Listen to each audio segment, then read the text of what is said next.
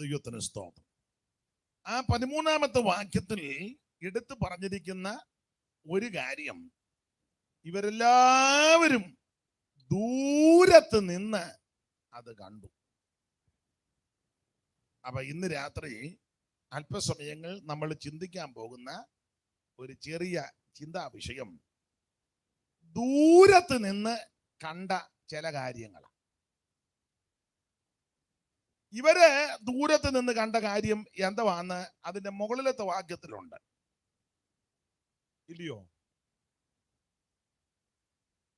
10-11 വായിച്ചേ. ദൈവം ശില്പിയായി നിർമ്മിച്ചത് എന്നാ ഒരു പ്രയാസം, ദൈവം സൃഷ്ടിച്ചോണ്ടാണോ? ഒന്നുകൂടെ വായിച്ചോ. ദൈവം ശില്പിയായി നിർമ്മിച്ചതും അതിന്റെ മുകളിലുണ്ട്, വാഗ്ദത്തങ്ങൾക്ക് കൂട്ടവകാശികളാകുന്ന ഇസഹാക്കിനോടും യാക്കോബിനോടും കൂടെ കൂടാരങ്ങളിൽ പാർത്ത്. 8 മുതൽ അങ്ങോട്ട് വായിച്ചു. വിശ്വാസത്താൽ അബ്രഹാം തനിക്ക് അവകാശമായി കിട്ടുവാനിരുന്ന ദേശത്തേക്ക് യാത്രയാകുവാൻ പുറപ്പെട്ടാറേ വിളിക്കപ്പെട്ടാറേ അനുസരിച്ച് എവിടേക്ക് പോകുന്നു എന്ന് അറിയാതെ പുറപ്പെട്ടു. വിശ്വാസത്താൽ അവൻ സ്റ്റേജിലോട്ട് പോരും. വാഗ്ദത്ത ദേശത്ത് നിങ്ങൾ ഇങ്ങോട്ടേക്ക് ഒരു അന്യദേശത്ത് എന്ന പോലെ ചെന്ന് വാഗ്ദത്തത്തിന് കൂട്ടവകാശികളാകുന്ന ഇസഹാക്കിനോടും യാക്കോബിനോടും കൂടെ കൂടാരങ്ങളിൽ പാർത്തും കൊണ്ട് ദൈവം ശില്പിയായി നിർമ്മിച്ചതും അടിസ്ഥാനങ്ങൾ ഉള്ളതുമായ നഗരത്തിനായി കാത്തിരുന്നു. എന്നിട്ട് 13-ാമത്തെ വാക്യത്തിൽ എടുത്ത് ഒന്നുകൂടെ പറയാ, ഇവരെല്ലാവരും വാഗ്ദത്ത നിവർത്തി പ്രാപിക്കാതെ ദൂരത്ത് നിന്ന് അത് കണ്ടു. എന്തോ കണ്ടെന്നാ?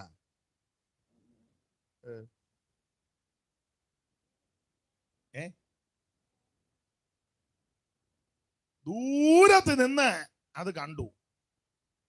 മയമായി വിളങ്ങും പട്ടണമാണത്, പുത്തനെറുയാലെ പൂരം തത്ര ശോഭിതം. മുത്തുമയമായി വിളങ്ങും പട്ടണമാണത്, പുത്തനെറുയാലെ പൂരം തത്ര ശോഭിതം. വീതി സ്വച്ഛ സ്ഫടിക തുല്യം തങ്ക നിർമ്മിതമാ പട്ടണമാതിന്റെ ഭംഗി വർണ്യമല്ലകോ, ഭംഗി വർണ്യമല്ലകോ. ആമേ വീതി സ്വച്ഛ സ്ഫടിക തുല്യം തങ്ക നിർമ്മിതമാ പട്ടണമാതിന്റെ ഭംഗി വർണ്യമല്ലകോ, ഭംഗി വർണ്യമല്ലകോ. അപ്പൊ ഇവരെല്ലാവരും ദൂരത്ത് നിന്ന് അത് കണ്ടു. ദൈവശില്പിയായി നിർമ്മിച്ചതും അടിസ്ഥാനമുള്ളതുമായ ഒരു നഗരം. അവൻ അവർക്കായിട്ടൊരു നഗരം ഒരുക്കുന്നെന്ന്. സ്തോത്രം. ഇവരെല്ലാവരും ആ 11-ാം അധ്യായത്തിന്റെ 1 മുതൽ 12 വരെയുള്ള തിരുവെഴുത്തുകൾ പഠിക്കുമ്പോൾ ചില വ്യക്തികളെ അവിടെ എടുത്ത് പേരുകൾ പരാമർശിച്ചിട്ടുണ്ട്.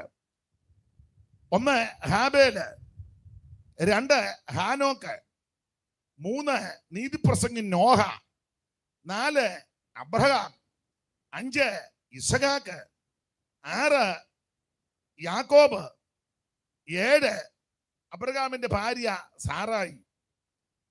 ഈ 7 പേരുടെ കാര്യം 11-ാം അധ്യായത്തിന്റെ പ്രാരംഭ വാക്യങ്ങളിലെല്ലാം ഇവരെ പറ്റി 12-ാം വാക്യം വരെ രേഖപ്പെടുത്തി. എന്നിട്ട് 13-ാമത്തെ വാക്യത്തിൽ പറയുക, ഇവരെല്ലാവരും ദൂരത്ത് നിന്ന് അത് കണ്ടു. അത് കണ്ടിട്ട് നെഞ്ചത്തടിച്ചെന്നല്ല, പിന്നെയോ ദൈവമേ ഇത് കണ്ടല്ലോ എന്നാണോ? ഇത് കണ്ടതിന് ശേഷം അവര് പറയുക, ഭൂമിയിൽ തങ്ങൾ അന്യരും പരദേശികളുമെന്ന് ഏറ്റു പറഞ്ഞു. ദൈവത്തിന് സ്തോത്രം. അത് കണ്ടതിന് ശേഷം, അത് കണ്ടപ്പോ അവർക്ക് മനസ്സിലായി, ഇവിടല്ല സ്ഥിരവാസം, അങ്ങ് ചെല്ലണം. സ്തോത്രം. ദൂരത്ത് നിന്ന് അത് കണ്ടു. അതവിടെ നിൽക്കട്ടെ. അപ്പൊ ഇന്ന് രാത്രി നമ്മൾ ചിന്തിക്കാൻ പോകുന്നത് ദൂരത്ത് നിന്ന് കണ്ട ചില കാര്യങ്ങളാണ്.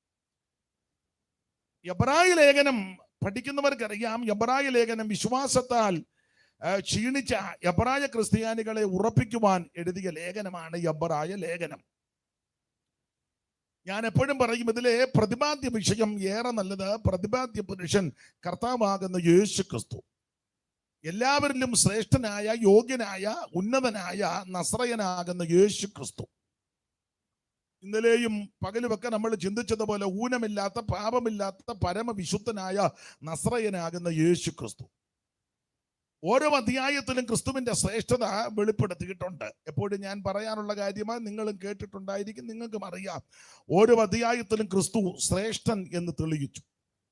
അവിടുന്ന് ദൂതന്മാരിലും ശ്രേഷ്ഠൻ, അവിടുന്ന് അപ്പോസ്തോലന്മാരിൽ ശ്രേഷ്ഠൻ, അവിടുന്ന് മോശയേക്കാൾ ശ്രേഷ്ഠൻ, അവിടുന്ന് ഹാബേലിനേക്കാൾ ശ്രേഷ്ഠൻ, അവിടുന്ന് യോശുവായേക്കാൾ ശ്രേഷ്ഠൻ, ആമേൻ, അവിടുന്ന് മൽക്കീസദേക്കിനേക്കാൾ ശ്രേഷ്ഠൻ, അവിടുന്ന് അഹറോനേക്കാൾ ശ്രേഷ്ഠൻ, അവിടുന്ന് മഹാപുരോഹിതനേക്കാൾ ശ്രേഷ്ഠൻ, അവിടുന്ന് ദൈവാലയത്തെക്കാൾ ശ്രേഷ്ഠൻ, അവിടുന്ന് സ്വർഗത്തേക്കാൾ ശ്രേഷ്ഠൻ. ഇവൻ എത്ര മഹാനെന്ന് നോക്കണം. അവനൊപ്പം പറയാൻ ഒരാളുമില്ല, അവനെ പോലാരാധ്യനാരുമില്ല. അവനൊപ്പം പറയാൻ ഒരാളുമില്ല, ആമേൻ, അവനെ പോലാരാധ്യൻ ആരുമില്ല. അവനിൽ ശരണപ്പെട്ടാരുമേ ഒരു നാളും അലയാതെ മോദമായി അവനിൽ ശരണപ്പെട്ടാരുമേ ഒരു നാളും അലയാതെ മോദമായി മരുവിലും ശാന്തമായി ആയിരങ്ങളിൽ സുന്ദരൻ വന്ദിതൻ ആരിലും ഉന്നതൻ ക്രിസ്തുവാ. പതിനായിരങ്ങളിൽ സുന്ദരൻ വന്ദിതൻ ആരിലും ഉന്നതൻ ക്രിസ്തുവാ.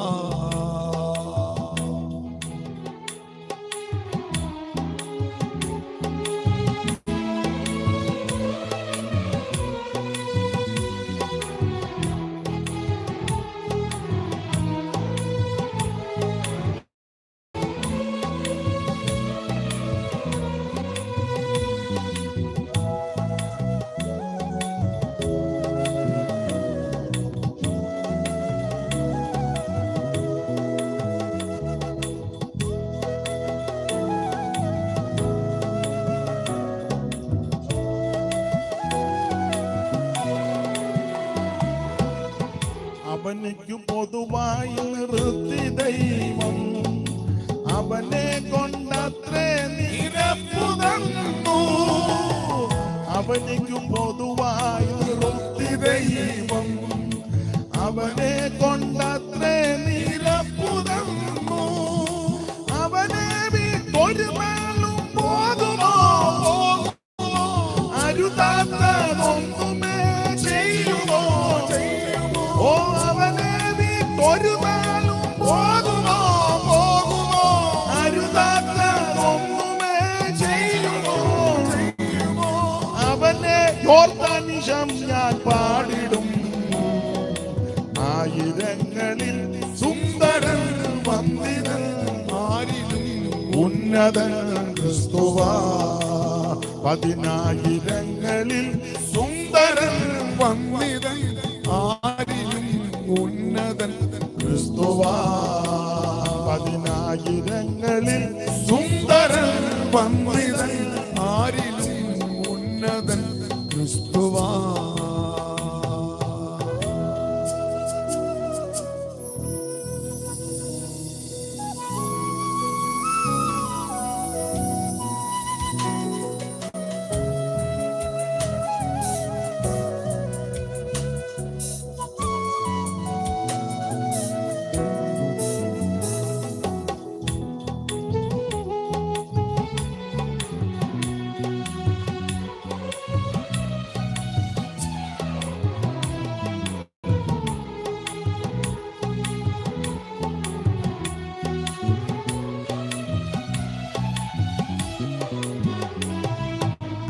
കരമുയർത്തി കർത്താവിന് മഹത്വം കൊടുക്ക. അപ്പോൾ ഓരോ അധ്യായത്തിലും യേശു ക്രിസ്തു ശ്രേഷ്ഠൻ, ആമൻ, യോഗ്യൻ, ഉന്നതൻ, മഹിമയുള്ളവൻ, മഹത്വമുള്ളവൻ എന്നങ്ങോട്ട് തെളിയിക്കുക. വേറൊരു ഭാഗത്ത് എഴുതിയിട്ടുണ്ട്, നിർദോഷൻ, നിർമ്മലൻ, പവിത്രൻ, പാപികളോട് വേർപെട്ടവൻ. സ്തോത്രം. ഇതുപോലെ ശ്രേഷ്ഠനായ, യോഗ്യനായ, ഉന്നതനായ, മഹിമയുള്ള ഒരുവൻ ഈ ഭൂമിയിൽ വന്നിട്ടുമില്ല, ഇനി വരികയില്ല.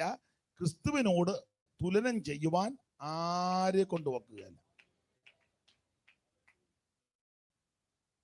യേശുവിനെ പിടിച്ച് വേറെ ആരുടെ നടുക്ക് കൊണ്ടിരുത്തുകയും ചെയ്യരുത്, ഒക്കുകയല്ല. അതുകൊണ്ടായി പറഞ്ഞത്. പിന്നെ അലോഗ്യം ഉണ്ടാക്കാതിരിക്കാൻ അവിടെ ഇവിടെയൊക്കെ കൊണ്ട്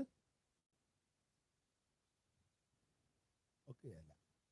ഇതുപോലെ ശ്രേഷ്ഠൻ, ദൈവത്തിന്റെ മകത്ത്. അപ്പോൾ എബ്രായ ലേഖനത്തിലെ പ്രധാനപ്പെട്ട വിഷയം ഇതാ, ക്രിസ്തു ശ്രേഷ്ഠൻ.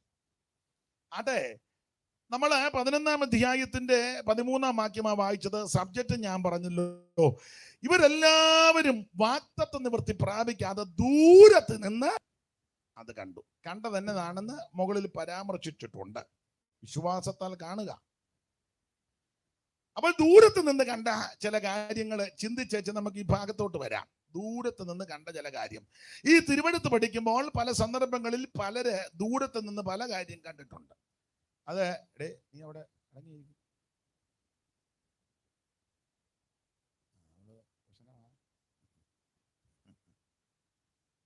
അപ്പൊ ശ്രദ്ധിച്ചേ, ദൂരത്ത് നിന്ന് കണ്ട ചില കാര്യം. അത് ഒരു വാക്യം ഒന്ന് വായിച്ചാട്ടെ. ദൂരത്ത് നിന്ന് കണ്ട ആദ്യത്തെ ഒരു കാര്യം നമുക്കെല്ലാം പരിചിതമായ ഒരു ഭാഗമാണ്. ലൂക്കോസിന്റെ സുവിശേഷം 15-ാം അധ്യായത്തിന്റെ 20-ാമത്തെ വാക്യം ഒന്ന് വായിച്ച്. ദൂരത്ത് നിന്ന് കണ്ട ആദ്യത്തെ കാര്യം വായിച്ചാട്ടെ. അങ്ങനെ അവൻ എഴുന്നേറ്റ് അപ്പന്റെ അടുക്കൽ പോയി. ദൂരത്ത് നിന്ന് തന്നെ അപ്പൻ അവനെ കണ്ട്. ദൂരത്ത് നിന്ന് തന്നെ അപ്പൻ അവനെ കണ്ട്. അപ്പൻ അവനെ കണ്ടു. തമിഴിൽ വായിക്കേ. எழுந்து புறப்பட்டு தன் தகப்பனிடத்தில் வந்தான். அவன் தூரத்தில் வரும்போதே அவனுடைய தகப்பன் அவனை கண்டு மனதுருகி. ദൂരത്ത് നിന്ന് ആരാ കണ്ടത്? മിണ്ടുന്നില്ലല്ലോ. അപ്പാ കണ്ടു. സ്തോത്രം. ദൂരത്ത് നിന്ന് കാണുക. ഇതിന്റെ പശ്ചാത്തല ഭാഗമെല്ലാം നിങ്ങൾക്കറിയാം. കർത്താവ് പറഞ്ഞൊരു പ്രധാന സംഭവമാണ്. ഒരപ്പന് 2 മക്കളുണ്ടായിരുന്നു. രണ്ടിന്റെയും പേര് അവിടെ എഴുതിയിട്ടില്ല. ഉണ്ടോ? ഇല്ല. മൂത്തവനും ഇളയവനും, അങ്ങനെ അവിടെ പരാമർശിച്ചേക്കുന്നത്. മൂത്തവനും ഇളയവനും. അത് വീട്ടിലാന്നേലും അങ്ങനെ, സഭയിലും അങ്ങനെ. മൂത്തതും ഇളയതും. സഭയ്ക്കകത്തൊക്കെ കണ്ടമാനം മൂത്ത ആൾക്കാരുണ്ട്. സ്തോത്രം പറയുകയല്ല, കണ്ടമാനം അങ്ങ് മൂത്തു. ഇനി മൂത്ത് കഴിഞ്ഞാൽ പിന്നെ ചെയ്യുന്ന പരിപാടി സൈഡിൽ ബെഞ്ച് കൊടുക്കും, സൈഡിൽ ഇരുത്തുകയുള്ളൂ. അത് കണ്ടമാനം മൂത്തതിന്റെ ലക്ഷണമാണ്. ഒന്നെങ്കിൽ മൂത്ത് കഴിയുമ്പോൾ പ്രാർത്ഥിച്ച് തുടങ്ങാൻ പറയും, അല്ലേ പിന്നെ ഒടുവിൽ മൂത്തതിനോട് പറയും പ്രാർത്ഥിച്ച് നിർത്താൻ പറയും. പണ്ട് ഞങ്ങള് ഒരു യോഗത്തിന് പോയി. മൺമറഞ്ഞ ദാനിയേൽ മാത്യു ഉണ്ടായിരുന്നു, പുള്ളിയുടെ സഭയില. അപ്പം ദാനിയേൽ മാത്യു പറഞ്ഞു, മോഡലെ അപ്പച്ചൻ പ്രാർത്ഥിച്ചങ്ങ് നിർത്താൻ പറഞ്ഞു. നിർത്താൻ പറഞ്ഞ് പുള്ളി കണ്ണടച്ചിരിക്കുക, പ്രാർത്ഥന കേൾക്കുന്നില്ല. പുള്ളി പയ്യെ നോക്കിയപ്പോൾ പുള്ളി പതൊക്കെ മുണ്ടുമൊക്കെ ഉടുത്തൊന്ന് വരുന്നതേ ഉള്ളൂ. പുള്ളി വലിയ രസികനാ. പുള്ളി പറഞ്ഞു, എന്നാ ഇനി പതൊക്കെ മതി, പറയുന്ന ബാബു പ്രാർത്ഥിക്കാൻ പറഞ്ഞു, പിന്നെ തരാമെന്ന് പറഞ്ഞു. അപ്പൊ എല്ലാ സഭകളിലാന്നേലും വീട്ടിലാന്നേലും മൂത്തതും ഇളയതുമുണ്ട്. ഇതുങ്ങള് അല്പം ബുദ്ധിമുട്ട് ഉണ്ടാക്കുകയും ചെയ്യും ചില സന്ദർഭങ്ങളിൽ. ഉൽപ്പത്തി പുസ്തകത്തിൽ വായിച്ചാൽ ആ ബാല്യക്കാരൻ വന്ന് മൂത്തവന്റെ ചാക്ക് മുതൽ ഇളയവന്റെ ചാക്ക് വരെ ശോധന കഴിച്ചെന്ന. പരിശുദ്ധാത്മാവ് അങ്ങനെയൊക്കെ ചെയ്യും.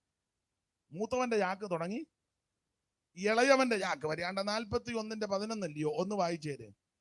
ഉൽപ്പത്തി പുസ്തകം 41:11. ചടിയടാന്ന് വായിക്കണം. അവിടെ വെച്ച് ഞാനും അവൻ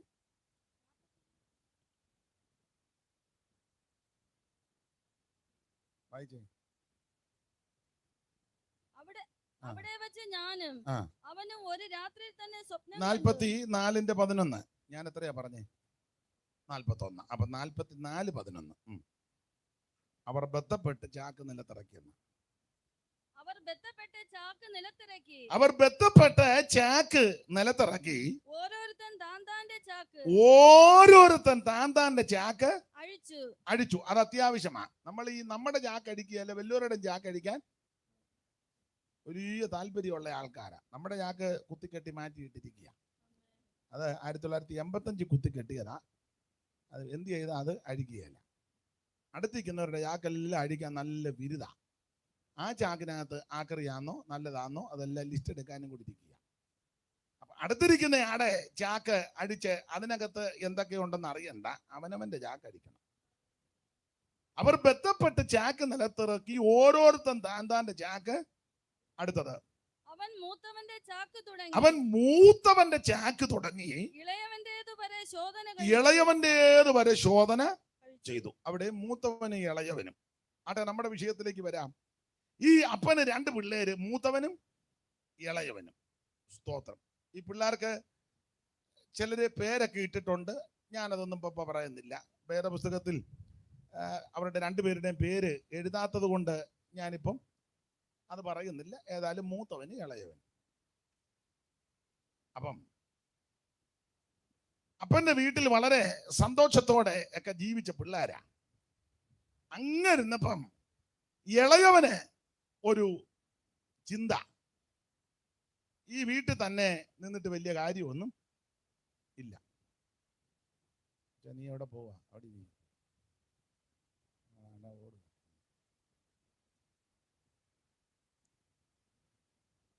നീ ഇങ്ങോട്ട് വരരുതേ, അവിടെ ഇരുന്നോണേ. വെള്ളം മേടിക്കാൻ പോയത് നീ കൊണ്ടുപോയി. നീ അല്ല പിന്നെ നീ ഓടും. അതുമായിട്ട് നീ പോരും.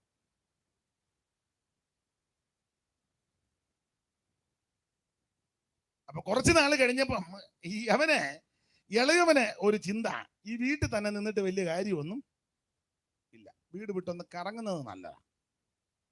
നിങ്ങൾക്ക് ആ ഭാഗമെല്ലാം അറിയാം, അതുകൊണ്ട് അധികം വിവരിക്കുന്നില്ല. അവന് അപ്പനോട് ചെന്ന് അവന്റെ ഓഹരി ചോദിച്ചു. എല്ലാവരും ഇവനെ പരിവക്കേടുകാരനായിട്ടാ ചിത്രീകരിക്കുന്നത്. അത് ഞാൻ എതിർക്കുന്നില്ല. എന്നാലും എൻ്റെ ഒരു ചിന്ത, അവന് ഒരു മര്യാദക്കാരനാ. അപ്പന്റെ വീടൊക്കെ വിട്ടുപോയി, കാര്യം ശരിയാ, പരിവക്കേടാ. എന്നാലും അവൻ മര്യാദക്കാരനാ. കാരണം നിങ്ങൾ ആ 11-ാം വാക്യം മുതലൊന്ന് വായിച്ചേ, 17-ന്റെ 15-ന്റെ. പിന്നെ അവൻ പറഞ്ഞത്, ഒരു മനുഷ്യന് 2 പുത്രന്മാരുണ്ടായിരുന്നു. അവരിൽ ഇളയവൻ അപ്പനോട് അപ്പാ, വസ്തുവിൽ എനിക്ക് വരേണ്ടുന്ന പങ്ക്. അതാ ഇവൻ ഒരു മര്യാദക്കാരൻ, അവന്റെ പങ്ക് ചോദിച്ചോളൂ. അതാ ഞാൻ പറഞ്ഞു, ഇവനൊരു മര്യാദക്കാരൻ. നമ്മളാന്ന് തുപ്പട അടിച്ചു മാറ്റിയാണ്. അപ്പനെങ്ങാനും വയ്യാതെ ഊർത്തശ്വാസം വലിച്ച കിടക്കുന്നെങ്കിൽ സൂക്ഷം നമ്മൾ വെണ്ടറുമായിട്ട് വന്ന് തള്ളവരില് മഷിയെ മുക്കി ചേട്ടനതും കൂടെ അടിച്ചു മാറ്റിയച്ചേ പോകും. അങ്ങനെയൊക്കെ പോയ ധാരാളം ബിരുദന്മാര് പെന്തിക്കോസിലുമുണ്ട്. ഒരു കാര്യം പറയാം, ജ്യേഷ്ഠനുള്ളതാന്നേലും പെങ്ങക്കുള്ളതാന്നേലും അനിയനുള്ളതാന്നേലും നീ അടിച്ചു മാറ്റരുത്. നിനക്കുള്ളത് മാത്രമേ എടുക്കാവൂ. ചേട്ടന്റെ അനിയന്റെ എല്ലാം തന്ത്രപരമായി തട്ടിയെടുക്കുന്ന അനേക ബിരുദന്മാര് ക്രിസ്ത്യാനികളുടെ കൂട്ടത്തിലുണ്ട്, വിശേഷിച്ച് പെന്തിക്കോസുകാരുടെ കൂട്ടത്തിലും ഉണ്ട്.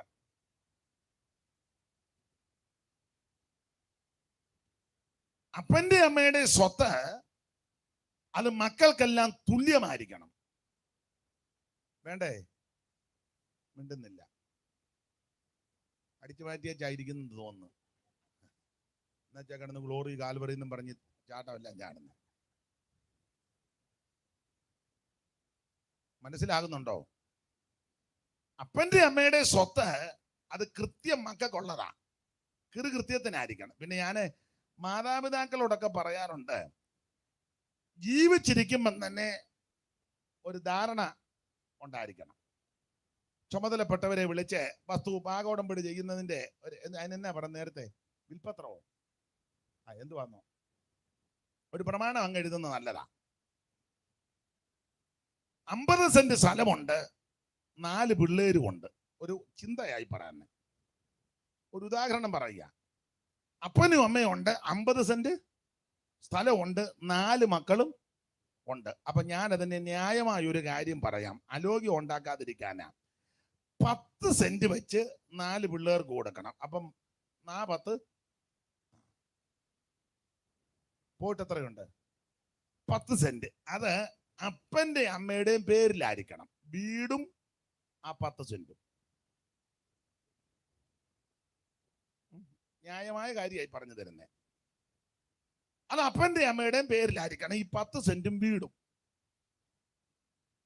വെണ്ടറെ കൊണ്ട് എഴുതണം, ഞങ്ങളുടെ കാലശേഷം, എൻ്റെ മേരിക്കുട്ടിയുടെയും കാലശേഷം എന്നെ മേരിക്കുട്ടിയെയും ശുശ്രൂഷിക്കുന്നവർക്കും അന്വേഷിക്കുന്നവർക്കായിരിക്കും ഈ വീടും 10 സെന്റും.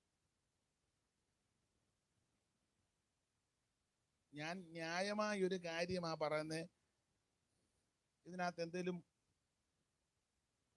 നിങ്ങൾക്ക് ബുദ്ധിമുട്ടായിട്ട് തോന്നുന്നുണ്ടോ? മനസ്സിലായോ? പെന്തിക്കോസുകാരോട് ഞാൻ പറയാം, സഹോദരങ്ങളുടെ ഒന്നും നീ അടിച്ചു മാറ്റരുത്. കൊടുക്കാനുള്ളതൊക്കെ കൃത്യമായിട്ട് കൊടുത്തിരിക്കണം. ചതിക്കരുത്, കള്ളയാധാരം ഉണ്ടാക്കരുത്, കള്ളയൊപ്പിടരുത്. സ്തോത്രം. മാതാപിതാക്കളെ വശീകരിച്ച് ചതിച്ച് കള്ളയൊപ്പെല്ലാം മേടിച്ച് ആധാരവും വസ്തുവെല്ലാം കൈക്കലാക്കിയ ചപ്പനെ അമ്മയെ ഇറക്കി വിട്ട ചരിത്രവും വ്യക്തികളുമുണ്ട്. ദൈവം നിന്നെ വിടുകയല്ല. പ്രാർത്ഥിച്ചാലും ഉപവസിച്ചാലും ഗുണമാകുകയില്ല. ചെയ്യേണ്ടതെല്ലാം ചെയ്യണം. അട നമ്മുടെ വിഷയത്തിൽ വരാം. അപ്പൊ ഈ ഇളയവൻ എന്റെ ഭാഷ പറഞ്ഞ ഒരു മര്യാദക്കാരനാ. അവൻ ചെന്ന് അപ്പനോട് പറഞ്ഞു, അപ്പ എന്റെ പങ്ക് തന്നാ മതി എന്നാ. ഒന്നുകൂടെ വായിച്ചേ. അവരിൽ ഇളയവൻ അപ്പനോട്, അപ്പാ വസ്തുവിൽ എനിക്ക് വരേണ്ടുന്ന പങ്ക് തരണമേ. എനിക്ക് വരേണ്ടുന്ന പങ്ക് അതേ മേടിക്കാവൂ, ചേട്ടന്റെയും കൂടെ അടിച്ചു മാറ്റരുത്. അതാ ഞാൻ പറഞ്ഞ മര്യാദക്കാരനാ. തമിഴ് വായിച്ചോ. அவர்களில் இளையவன் தகப்பனை நோக்கி, தகப்பனே, ஆஸ்தியில் எனக்கு வரும் பங்கை எனக்கு தர வேண்டும் என்றான். அந்தபடி അവൻ അവർക്ക് തൻ ആസ്തിയെ പങ്കിട്ട് കൊടുത്താൻ. അപ്പോൾ അപ്പനും എന്റെ ഭാഷ പറഞ്ഞ അലോഗ്യം ഉണ്ടാക്കുന്ന അപ്പനല്ല. പുള്ളി അത് അവർക്കുള്ള പങ്ക് കൊടുത്തു. ഏറെ നാൾ കഴിയും മുമ്പ് ഇളയവൻ യവന്റെ പങ്കുമായിട്ട് ദൂരത്തോട്ടങ്ങ് പോയി എന്ന് പറഞ്ഞാൽ അപ്പന്റെ വീട് വിട്ട് ദൂരോട്ട് ഇവൻ അങ്ങ് പോയി. ഇവൻ എവിടെ പോയി എന്ന് വ്യക്തമായിട്ട് പോയ സ്ഥലമൊന്നും എഴുതിയിട്ടില്ലെങ്കിലും എന്തായാലും ഇവൻ വീട് വിട്ട് ദൂരോട്ടാ പോയത്. എന്റെ ഭാഷയെ പറഞ്ഞാൽ ദൈവ ഭവനം വിട്ട് ഇവൻ ദൂരോട്ട് പോവുക. ദൈവിക കൂട്ടായ്മ വിട്ട് ഇവൻ ദൂരോട്ട് പോകുക. അങ്ങനെ ദൂരദേശത്ത് ചെന്ന് കാശുമായിട്ട് ഇവൻ പോയത് കൊണ്ട് കൂട്ടുകാർ ധാരാളം ഉണ്ട്. താരോട്ടൊന്ന് വായിച്ചത്. ഏറെ നാൾ കഴിയും മുമ്പേ ഇളയ മകൻ സകലവും സ്വരൂപിച്ചു ദൂരദേശത്തേക്ക് യാത്രയായി അവിടെ ദുർനടപ്പുകാരനായി ജീവിച്ചു. വസ്തു നാനാവിധമാക്കി കളഞ്ഞു. എല്ലാം ചെലവഴിച്ച ശേഷം ആ ദേശത്തെ കഠിനക്ഷാമം ഉണ്ടായിട്ട് അവന് മുട്ടുവന്നു തുടങ്ങി. അവൻ ആ ദേശത്തിലെ പൗരന്മാരിൽ ഒരുത്തനെ ചെന്ന് ആശ്രയിച്ചു. അവൻ അവനെ തന്റെ വയലിൽ പന്നികളെ മേയ്പാൻ അയച്ചു. പന്നി തിന്നുന്ന വാളവര കൊണ്ട് വയറ് നിറപ്പാൻ അവൻ ആഗ്രഹിച്ചു. എങ്കിലും ആരും അവന് കൊടുത്തില്ല. അപ്പോൾ സുബോധം വന്നിട്ട് അവിടെ നിൽക്കേ. അപ്പോൾ ഇവന്റെ പങ്കെല്ലാം കൂടെ മേടിച്ച് ഇവൻ അപ്പന്റെ വീട്ടിൽ നിന്ന് ദൂരോട്ടങ്ങ് പോകുക. എവിടം വരെ പോയെന്നോ എന്തൊക്കെ ചെയ്തെന്നോ ആരൊക്കെയായിട്ട് കൂട്ടുകൂടിയെന്നൊന്നും വിസ്തരിച്ചെഴുതിയിട്ടില്ല. ന്യായമായി ചിന്തിക്കുന്നവർക്ക് അതൊക്കെ ബോധ്യപ്പെടും. ഈ കാശും പുത്തനും വകുപ്പും ഒക്കെ ഉണ്ടെങ്കിൽ ആൾക്കാർ ഇങ്ങോട്ട് വന്നങ്ങ് കൂടും. ഈ കവി പണ്ട് പറഞ്ഞ്, സുഖത്തിലുണ്ടാം സഖിമാരനേകർ, ദുഃഖം വരുമ്പോൾ പുനരാരുമില്ല. സുഖകാലത്ത് സഖികൾ ഇഷ്ടം പോലെ വരും. കാശും പുത്തനും ഉണ്ടെങ്കിൽ ബന്ധവും കൂടും. ഒട്ടും ബന്ധമില്ലാത്തവരും കയറി പറയും ഞങ്ങളുടെ ബന്ധം എന്റെ കസിനാന്ന് പറയും. എന്തോ കസിനാന്നോ? കാരണം കാശ് കണ്ടമാനം ഉണ്ടെങ്കിൽ ഇഷ്ടം പോലെ കസിൻസ് ഞങ്ങളുടെ കുടുംബത്തിൽപ്പെട്ടതാണ്, എൻ്റെ കസിനാണ്, ഫസ്റ്റ് കസിനാണ്. ചുമ്മാ കാശും പുത്തനും ഇല്ലാതെ പരുവക്കേടാണെ സ്വന്തം അനിയൻ പോലും നിന്നെ മൈൻഡ് ചെയ്യത്തില്ല. നമ്മൾ ഇതാരാ? ഞാൻ പുള്ളിയെ കണ്ടിട്ടുണ്ട്, സ്വന്തം ചേട്ടനാ. എവിടെ വെച്ചോ? കുമ്പനാട് കൺവെൻഷനാണെന്ന് തോന്നുന്നു. ആരും കാണുക. അപ്പൊ ഇവൻ ചെന്ന് ദൂരദേശത്ത് എന്ന് ഇതെല്ലാം നാനാവിധമാക്കി. സ്നേഹിതന്മാരും സുഹൃത്തുക്കളും നമുക്ക് എമ്പിടിയുണ്ട്. ഇവന്റെ ചുറ്റും നിൽക്കുക. ഇവന് ഉറങ്ങാൻ പോലും സമയം കിട്ടുന്നില്ല. ഇഷ്ടം പോലെ കോള് വരുന്നു, മിസ് കോള് വരുന്നു, അതെടുക്കുന്നു, മറുപടി പറയുന്നു, വാട്സപ്പിനകത്ത് വരുന്നു, എന്തെല്ലാം ബഹളമാ. ഒന്നിച്ച് ഭക്ഷണം കഴിക്കാൻ ആൾക്കാർ തെള്ളുണ്ടാക്കുന്നു. ഇവന്റെ എല്ലാ കാര്യങ്ങൾക്കും ആളിങ്ങനെ നിൽക്കുക. ഇവനെ പോയ വഴിയൊന്നും ഞാനിപ്പം വിവരിക്കുന്നില്ല. ചുരുക്കി പറഞ്ഞാൽ കുറെ നാൾ കഴിഞ്ഞപ്പോൾ കയ്യിലെ കാശെല്ലാം തീർന്നു. കൂട്ടുകാരും പതുക്കെ പിരിയാൻ തുടങ്ങി. ഒടുവിൽ പരുവക്കേടായി. എൻ്റെ ഭാവനയാ, എല്ലാം നഷ്ടപ്പെട്ടു. 5 കാശ് എടുക്കാനില്ല. അവസാനം ഇവനെ കൂട്ടുകാരെയെല്ലാം ഒന്ന് വിളിച്ചു. പരുവക്കേടാന്നല്ലോ. വിളിച്ചപ്പോൾ ആരും ഇവനെ തിരിച്ച് വിളിക്കുന്നുമില്ല, പ്രതികരിക്കുന്നില്ല. സന്തത സഹചാരിയായിട്ട് നടന്ന കൂട്ടുകാരനെ വിളിച്ചപ്പം അവൻ പരിധിക്ക് പുറത്ത്. വേറൊരുത്തനെ വിളിച്ചപ്പോൾ അവൻ പ്രതികരിക്കുന്നില്ല. വേറൊരുത്തനെ വിളിച്ചപ്പം സ്വിച്ച് ഓഫ്. സ്തോത്രം. എല്ലാവരും തന്നെ കൈവിട്ടു. കഠിനക്ഷാമം വന്നപ്പോൾ ദേശത്തിലെ പൗരന്മാരിൽ ഒരുത്തനെ ചെന്ന് ആശ്രയിച്ചു. എന്തെങ്കിലും ജോലി തരപ്പെടാനാ. ആ ഭാഗം നിങ്ങൾക്കറിയാം. ഒന്നും കിട്ടിയില്ലെങ്കിലും ഒടുവിൽ പന്നിയെ തീറ്റാനായിട്ട് ഇവനെ ഏൽപ്പിച്ചു. ഇവർക്ക് വളരെ നികൃഷ്ടമായൊരു ജോലിയാ പന്നിയെ തീറ്റുന്നത്. ആ നികൃഷ്ടമായ ജോലി ഇവന് ഏർപ്പെട്ടു. ആ ഭാഗം നിങ്ങൾക്കറിയാം. ഒടുവിൽ പന്നി തിന്നുന്ന വാളവര തിന്നാൻ ആഗ്രഹിച്ചു. ഇവന് ലഭിച്ചില്ല. അങ്ങനെ ഇരിക്കുമ്പോൾ അവന് സുബോധമുണ്ടായി. എന്താ അവന് സുബോധമുണ്ടായത്? അവന്റെ അപ്പന്റെ വീടിനെ പറ്റി അവൻ ഓർത്തു. ഒരു അപ്പനുണ്ട്. ആ വീട് മെച്ചമായ വീടാണ്. അവിടെ ആഹാര സാധനമുണ്ട്. അവിടെ ബാല്യക്കാരും വേലക്കാരുമുണ്ട്. ആ വീടിനെ പറ്റി ഇവൻ നല്ലതുപോലെ ഒന്ന് ഓർത്തു. സുബോധം വന്നു. അപ്പോൾ അവൻ ഒരു തീരുമാനമെടുത്ത ഭാഗം അവിടെ എഴുതിയിട്ടുണ്ട്, നിങ്ങൾക്കറിയാം. അവൻ ഞാൻ എൻ്റെ അപ്പന്റെ അടുക്ക ചെല്ലും. അപ്പനോട് ഞാൻ പറയും, അപ്പാ, ഞാൻ നിന്നോട് സ്വർഗത്തോടും പാപം ചെയ്തിരിക്കുന്നു. നിന്റെ മകനെന്ന് വിളിക്കപ്പെടുവാൻ ഞാൻ യോഗ്യനല്ല.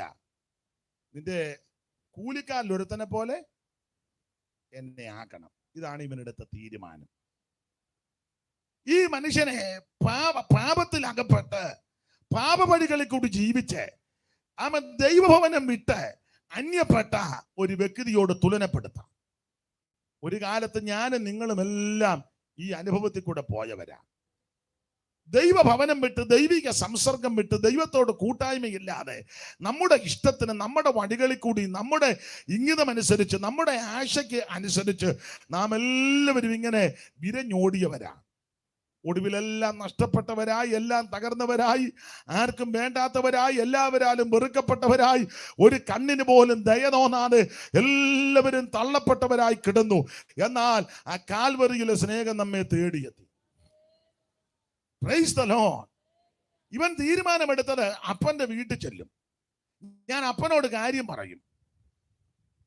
അപ്പാ, ഞാൻ നിന്നോട് സ്വർഗത്തോട് പാപം ചെയ്തു. ഇനി നിന്റെ മകനെന്ന് വിളിക്കപ്പെടുവാൻ യോഗ്യനല്ല. ഞാൻ ആ ഭാഗം അധികം വിവരിക്കുന്നില്ല. നിങ്ങൾക്ക് ആ ഭാഗം ഏറെ സുപരിചിതമാണല്ലോ. ധാരാളം പ്രസംഗങ്ങൾ ഇതിൽ നിന്ന് കേട്ടിട്ടുണ്ട്. അതുകൊണ്ട് അധികം വിവരിക്കുന്നില്ല.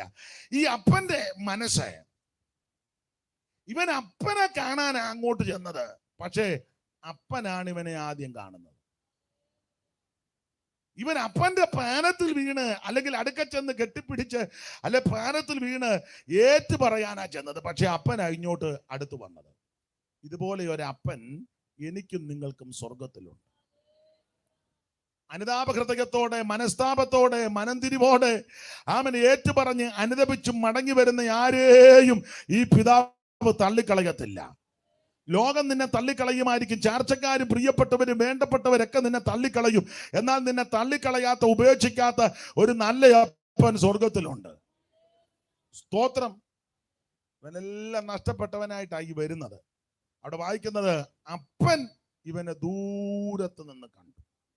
ഇന്ന് രാത്രി അനുതാപഹൃദയത്തോടെ, മനസ്താപത്തോടെ, ആമേൻ സ്തോത്രം, ഹൃദയവേദനയോടെ ആമേൻ പാപങ്ങൾ ഏറ്റുപറഞ്ഞ് അടുത്തു വരുന്ന ഒരു വ്യക്തിയെ ദൂരത്ത് നിന്ന് കാണുന്ന ഒരു നല്ല അപ്പനുണ്ട്. ഈ ലോകത്തിൽ നിന്നെ ആരും കാണുന്നില്ലെങ്കിലും നിന്നെ നല്ലതുപോലെ അറിയുന്ന, ദൂരത്ത് നിന്ന് കാണുന്ന ഒരു നല്ല പിതാവുണ്ട്. എം എ ചെറിയാച്ചൻ ഇവൻ എടുത്ത തീരുമാനത്തെ പറ്റി ചെറിയാച്ചൻ പാടിയിട്ടുണ്ട്. ഇവൻ അപ്പനെടുക്ക ചെന്ന് പറയുക, അപ്പാ നിൻ വീട്ടിൽ എനിക്ക് എക്കാലമും വസിപ്പാൻ ഇപ്പാപി നിന്നടിയാൻ. അപ്പാ നിൻ വീട്ടിൽ എനിക്ക് എക്കാലവും വസിപ്പാൻ ഇപ്പാപി നിന്നടിയാൻ.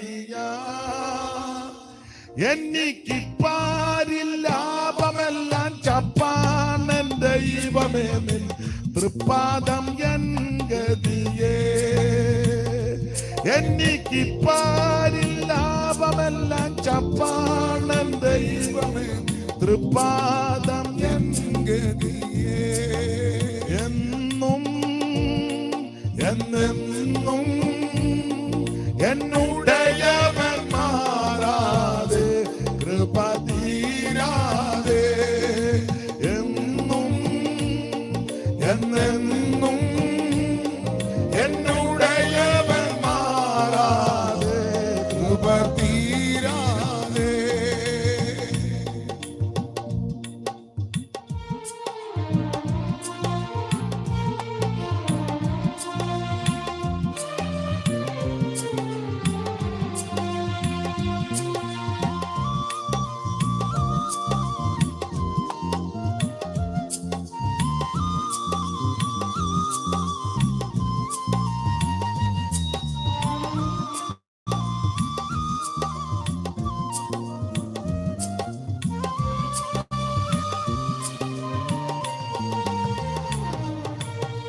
പാപക്കളി കുഴിയിൽ വീണു മരിച്ചവൻ ഞാൻ, വീണ്ടും ജീവൻ ലഭിച്ചു.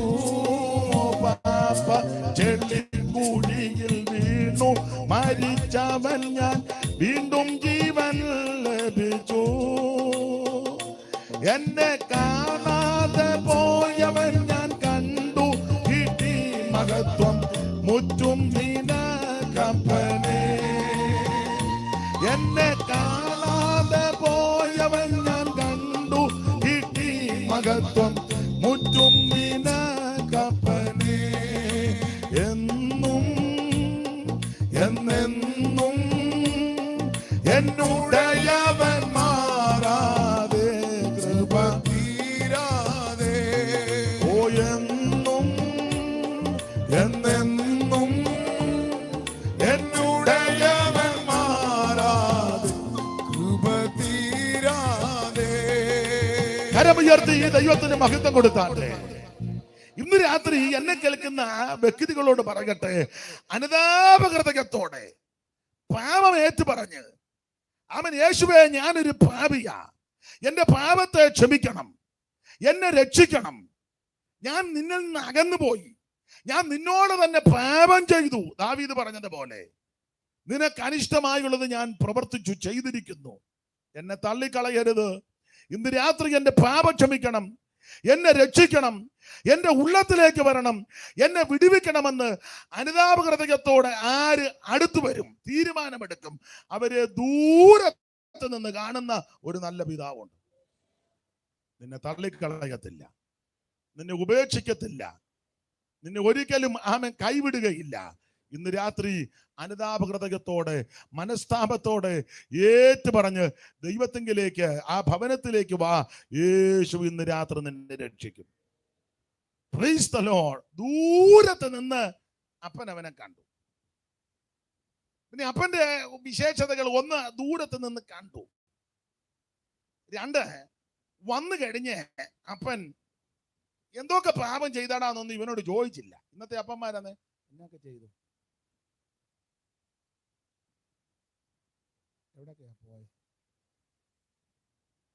ഒന്നും അവനെ പഴയ കാര്യമൊന്നും ഇടഞ്ഞു ചോദിച്ചില്ല. സ്തോത്രം. നമ്മളായിരുന്നല്ലോ പഴയത് മുഴുവൻ നമ്മൾ അടിയന്തര കമ്മിറ്റി കൂടി അത് മുഴുവൻ കുത്തിപ്പൊക്കി അവൻ പിന്നെ ഈ ഏരിയയിലോട്ട് വരാത്ത പരുവത്തിലാക്കി കളയും. ഈ വീട്ടിൽ അങ്ങനൊന്നും ചെയ്തില്ല. അപ്പന് മനസ്സിലായി ഇവൻ അനുദപിച്ചായി വരുന്നത്. ദൂരത്ത് നിന്ന് അവനെ കണ്ടു. വായിച്ചേ, ദൂരത്ത് നിന്ന്. 20-ാം വാക്യം ഒന്നുകൂടെ വായിച്ചു. അങ്ങനെ അവൻ എഴുന്നേറ്റ് അപ്പന്റെ അടുക്കൽ പോയി ദൂരത്ത് നിന്ന് തന്നെ അപ്പൻ അവനെ കണ്ടു. ദൂരത്ത് നിന്ന് അപ്പൻ അവനെ കണ്ടു എന്ന് പറഞ്ഞാൽ ഇവൻ വീട് വിട്ടുപോയ അന്ന് മുതൽ അപ്പൻ ഇവനെ പ്രതീക്ഷിച്ചിരിക്കുക. ഏതെങ്കിലും സമയത്ത് എന്റെ ഇളയവൻ തിരിച്ചു വരും. ഇന്ന് രാത്രി കർത്താവ് നിന്നെ പ്രതീക്ഷിച്ചിരിക്കുക. കർത്താവ് നിന്നെ സ്നേഹിക്കുന്നു. കർത്താവ് നിന്നെ ഇഷ്ടപ്പെടുന്നു. ഈ രാത്രി മടങ്ങി വാ, ദൈവം നിന്നെ രക്ഷിക്കും. അപ്പൻ അവിടെ നിന്ന് എഴുന്നേറ്റ് ദൂരത്ത് നിന്ന് അപ്പൻ അവനെ കണ്ടു. മനസ്സലിഞ്ഞു ഓടി അങ്ങോട്ട് ചെന്ന്. ഇവൻ അപ്പന്റെ അടുക്കലോട്ട് ചെല്ലാനാ ചെന്നെങ്കിലും അപ്പന്റെ ആ സ്നേഹവും ഹൃദയം കൊണ്ട് അപ്പൻ അങ്ങോട്ട് ഓടിച്ചെന്നു. നീ ദൈവത്തെ കാണാൻ, ദൈവത്തെ തപ്പി എങ്ങോട്ടും പോകണ്ട. നിന്റെ അടുക്കലേക്ക് വരുന്നവനാ ദൈവം. പാപം മോചിക്കാൻ, പാപമോചനത്തിന്, പാപം പരിഹരിക്കാൻ ദൂരോട്ടൊന്നും പോകണ്ട. സ്തോത്രം. ദീർഘദൂരം യാത്രയൊന്നും ചെയ്യണ്ട. ഇവന്റെ പാപം പരിഹരിക്കാൻ ഇവന്റെ കയ്യിൽ ഒന്നുമില്ലല്ലോ. ഇവന്റെ കയ്യിൽ എന്ത്? ഇവന്റെ കയ്യിൽ ഒന്നുമില്ല. ഉള്ളതെല്ലാം തീർത്ത് പരുവക്കേടായിട്ട് അല്ലേ അവൻ പറഞ്ഞത്? എല്ലാം തുലച്ചു, നീച്ച പന്നികിൻ തീറ്റ തിന്നു, വല്ലാതെ നാൾ കഴിച്ചു. എല്ലാം തുലച്ചു, നീച്ച പന്നികിൻ തീറ്റ തിന്നു. അപ്പൊ എല്ലാം തുലച്ചേച്ച് നടക്കുക. എല്ലാം തുലച്ചവന്റെ കയ്യിൽ എന്തോ ഉണ്ട്? ഉടുത്ത തുണി അല്ലാതെ ഒന്നുമില്ല. ഒരു കാര്യം ഇവൻ ചെയ്തു. ഇവനൊരു അനുതാപമുണ്ടായി. അപ്പന്റെ വീടിനെ പറ്റി ഓർത്തു, അനുതാപമുണ്ടായി. ഇന്ന് രാത്രി അനുതാപവാക്യത്തോടെ നിങ്ങൾ അടുത്തു വരുന്നെങ്കിൽ യേശു നിങ്ങളെ തള്ളിക്കളയത്തില്ല.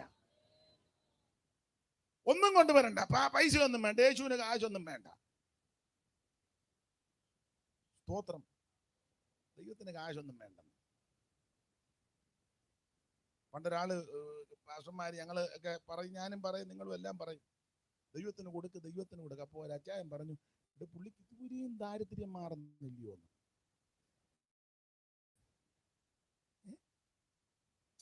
നമ്മൾ അങ്ങനല്ലേ പറഞ്ഞത്? ദൈവത്തിന് കൊടുക്ക്, ദൈവത്തിന് കൊടുക്ക്, ദൈവത്തിന് കൊടുക്ക്. അപ്പൊ ഒരു അച്ചായൻ എടുന്ന് ചോദിച്ചു, പുള്ളിയുടെ ദാരിദ്ര്യം ഇതുവരെയായിട്ട് ദൈവത്തിന് പൈസയൊന്നും വേണ്ട. ദൈവത്തിന് ആരും അരി കൊണ്ട് കൊടുക്കണ്ട, പൊരി കൊണ്ട് കൊടുക്കണ്ട. സ്തോത്രം. ആടിനെ കൊണ്ട് കൊടുക്കണ്ട. ദൈവത്തിന് കോഴിയൊന്നും വേണ്ട. കാട്ടിലെ 1000 മൃഗങ്ങളൊക്കെ ദൈവം സൃഷ്ടിച്ചതാ. അന്നേരം ആ വെട്ടുവാറം വന്നൊരു കന്നാലി കാട്ടിയില്ലേ, ദൈവത്തിനാണ്. ദൈവത്തിനൊന്നും വേണ്ട. സ്തോത്രം. 2 പൂവൻ കോഴി, കാട്ടിൽ കുളക്കോഴിയും കാട്ടുകോഴിയും ഇഷ്ടം പോലെ നടക്കുക. ദൈവത്തിന് ഇതൊന്നും വേണ്ട. ദൈവത്തിന് നിന്നെ ആവശ്യം. ദൈവത്തിന് ആരും 10 സെന്റ് സ്ഥലവും കൊടുക്കണ്ട. കാരണം പുള്ളി ഇപ്പം പരുവക്കേടി ഇരിക്കുക. ദൈവത്തിന് കാശും സ്ഥലമൊന്നും വേണ്ട. ദൈവത്തിന് നിന്നെ ആവശ്യം.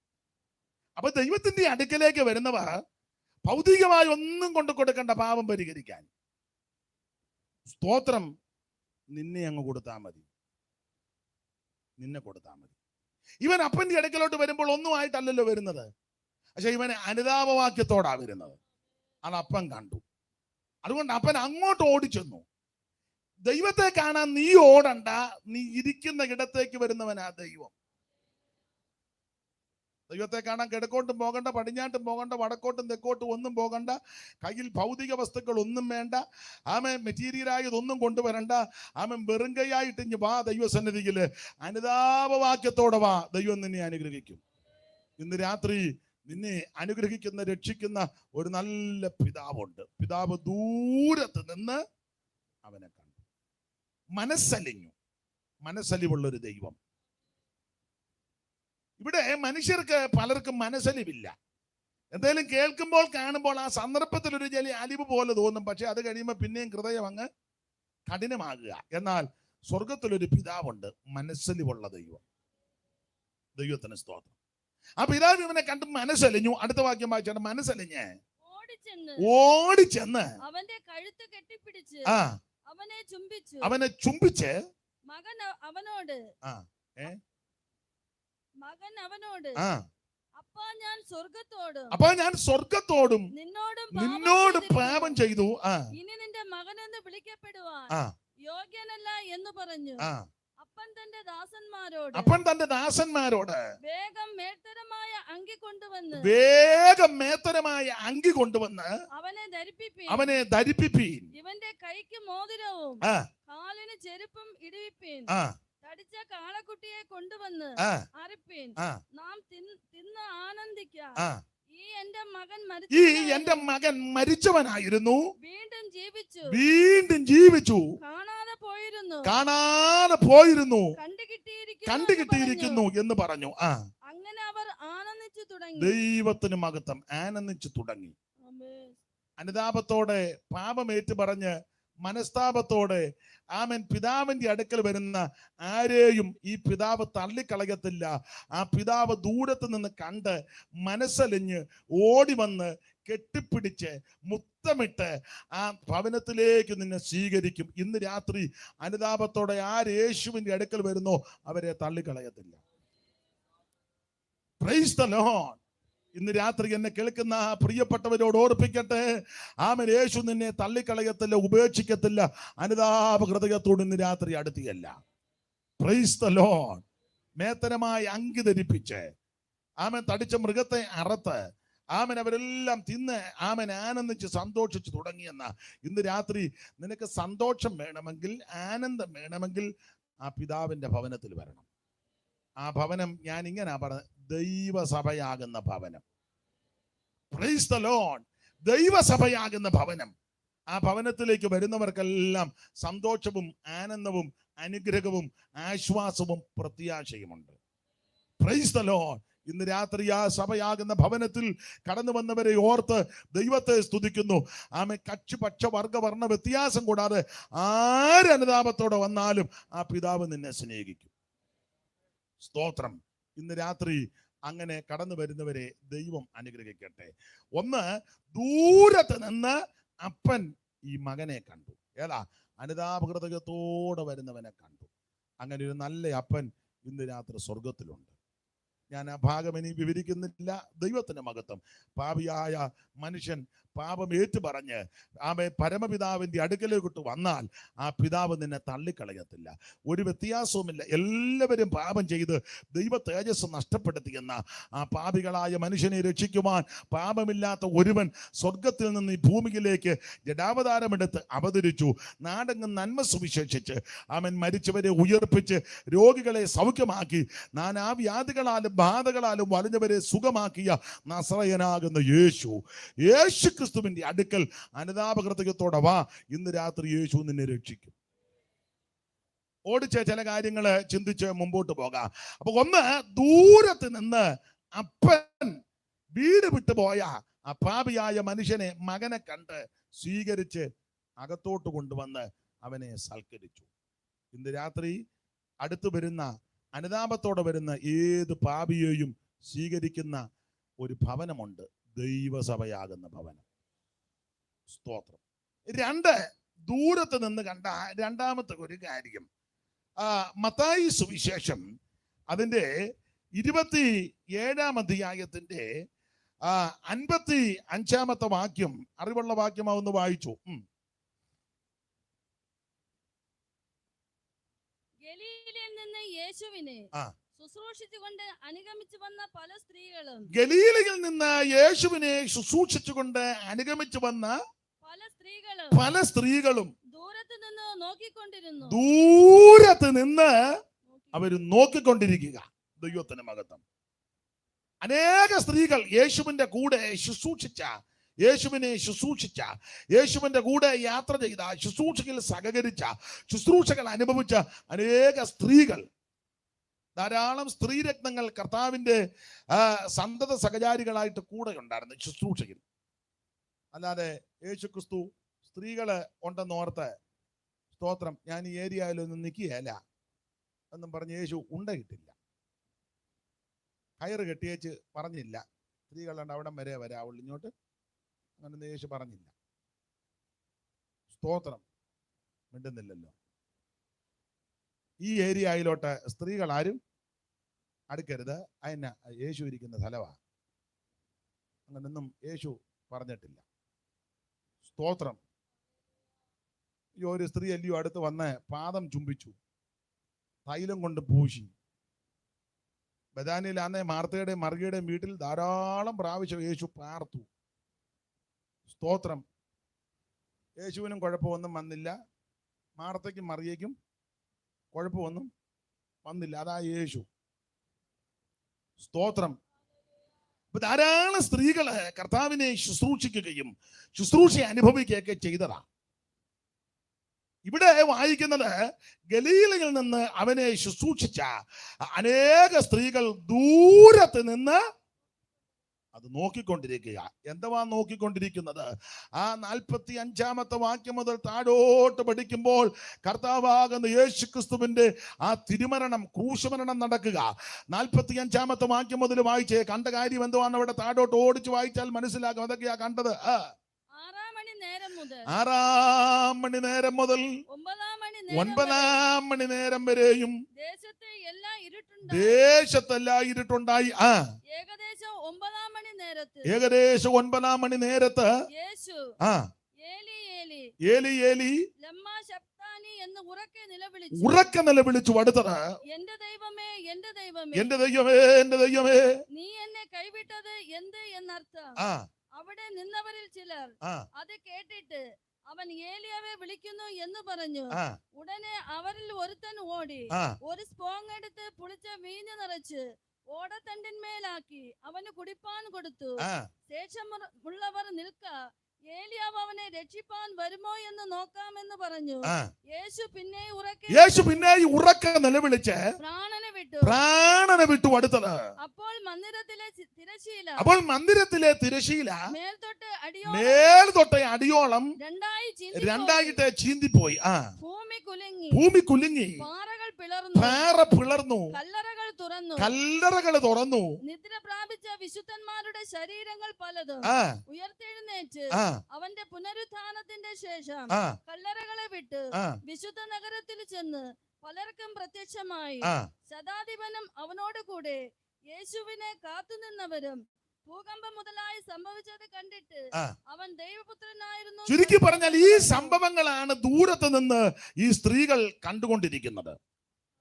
മനുഷ്യവർഗത്തിന്റെ പാപത്തിന് പരിഹാരം വരുത്തുവാൻ സ്വർഗ മഹിമകൾ വെടിഞ്ഞ് ഇഹലോകത്തിലേക്ക് ഇറങ്ങി വന്ന നസ്രയനാകുന്ന യേശു ക്രിസ്തു ദൈവരൂപത്തിലിരിക്കെ ദൈവത്തോടുള്ള സമത്വം മുറുകെ പിടിച്ചു കൊള്ളണമെന്ന് വിചാരിക്കാതെ ദാസരൂപമെടുത്ത് വേഷത്തിൽ മനുഷ്യനായി ഈ ഭൂമിയിൽ അവതരിച്ച നസ്രയനാകുന്ന യേശു ക്രിസ്തു, അവിടുത്തെ വരവും അവിടുത്തെ തിരുപ്പറവിയും അവിടുത്തെ ജീവിതവും അവിടുത്തെ ശുശ്രൂഷയും അവിടുത്തെ തിരുമരണവും എന്തിനെന്ന് ചോദിച്ചാൽ ഒറ്റ വാക്കിൽ പറഞ്ഞാൽ മനുഷ്യവർഗത്തെ രക്ഷിപ്പാൻ. മറ്റൊരുത്തലിലും രക്ഷയില്ല. നാം രക്ഷിക്കപ്പെടുവാൻ ആകാശത്തിന് കീഴിൽ മനുഷ്യരുടെ ഇടയിൽ നൽകപ്പെട്ട ഒരേ ഒരു നാമവും ഒരേ ഒരു വ്യക്തിയും അത് കർത്താവാകുന്ന യേശു ക്രിസ്തു. ആ മനുഷ്യരാശിയെ രക്ഷിക്കുവാൻ നമ്മുടെ കർത്താവ് നമുക്ക് വേണ്ടി ക്രൂശമരണം കൈവരിച്ചു. ഗെത്സമനെ വെച്ച് കർത്താവിനെ പിടികൂടി വാളും മടിയും തീപട്ടിയും പന്തങ്ങളുമായിട്ട് അവർ ഒന്നിച്ച് സമ്മേളിച്ച് കർത്താവിനെ പിടിച്ചു കെട്ടി. അന്ന് രാത്രി മുതൽ ആ യേശുവിനെ വിസ്തരിച്ചു. പീലാത്തോസും ഹെരോദാവും അന്നാസും കയ്യപ്പാവും എല്ലാം മാറി മാറി വിസ്തരിച്ചു. യാതൊരു കുറ്റവും കണ്ടില്ലെങ്കിലും ജനത്തിന്റെ ആരവാരവും ക്രോധവും ശാഠ്യവും ആക്രോശ നിമിത്തം ബറബാസിനെ വെറുതെ വിട്ടുകൊടുക്കുക, യേശുവിനെ ക്രൂശിക്ക എന്നവർ ഒന്നിച്ച് ആർത്ത് നിലവിളിച്ചു കൊണ്ടിരുന്നു. ഗത്യന്തരമില്ലാതെ പീലാത്തോസും അതിന് വഴങ്ങി. ഒടുവിൽ കർത്താവിനെ കൈ കെട്ടപ്പെട്ടവനായി ഒരു കൽത്തളത്തിൽ കൊണ്ടുവന്ന് ആ തൂണിൽ കെട്ടി നിർത്തി. ചാട്ടമാറിന്റെ ഘോരമായ പ്രകരം അവിടുത്തെ മാംസം പറഞ്ഞ് ഇറുന്നു മാറുന്നു. മുതുക ഉടവജാല പോലെ നീളത്ത് കീറി, മുഖത്തെ രോമമെല്ലാം പിഴുതെടുത്ത്, ഇരുമ്പ് ചവണ കൊണ്ട് മുഖത്തെ രോമമെല്ലാം പിഴുതെടുക്കുക, മുൾക്കിരീടം കൊണ്ടുവന്ന് ആഞ്ഞടിച്ചു, കാർക്കിച്ച് അവിടുത്തെ മുഖത്ത് തുപ്പി. പങ്കപ്പാടുകളും പീഡകളും ആക്ഷേപങ്ങളും പരിഹാസങ്ങളും അവിടുന്ന് സഹിക്കുകയാണ്. നാം ഇങ്ങനെ വായിക്കുന്നു, പരിഹസിച്ച് തീർന്നതിന് ശേഷം കണ്ണ് മൂടിക്കെട്ടി അവിടുത്തെ കന്നത്തടിച്ചു. അടിച്ചേച്ച് പറഞ്ഞു, നീ എല്ലാം പ്രവചിക്കുന്നയാളല്ലേ, അടിച്ചത് ആരാന്ന് പറ. ഇങ്ങനെല്ലാം ആക്ഷേപിച്ച് പീഡിപ്പിച്ച് അധിക്ഷേപിച്ച് ഉപദ്രവിച്ച് പ്രവചനക്കുന്നിൽ കയറി ഈ പ്രവാചകൻ പറഞ്ഞു, കണ്ടാൽ ആളല്ലെന്ന് തോന്നുമാറ് വിരൂപമാക്കപ്പെട്ട ഒരു രൂപം. ഒടുവിൽ പീലാത്തോസിന്റെ കൽത്തളം മുതൽ കാൽവറിയിലേക്ക് അവിടുന്ന് ക്രൂശും വഹിച്ചുകൊണ്ട് നടന്നു നീങ്ങുക. സ്തോത്രം. ഇന്ന് രാത്രി അവിടത്തേക്കൊന്ന് നോക്ക്. എന്റെയും നിന്റെയും പാപം പരിഹരിക്കുവാൻ, ഞാനും നിങ്ങളും രക്ഷപ്പെടാൻ വിടുതല പ്രാപിക്കുവാൻ അവിടുന്ന് നമുക്ക് വേണ്ടി മരക്കുരിശും വഹിച്ചുകൊണ്ട് കാൽവറിയിലേക്ക് നടന്നു നീങ്ങുന്നു. ഈ വാക്കാൽ ചെയ്തോരുലകിൽ നിൻ കൈ രചിച്ചോർക്കരുകിൽ, നീ വാക്കാൽ ചെയ്തോരുലകിൽ നിൻ കൈ രചിച്ചോർക്കരുകിൽ,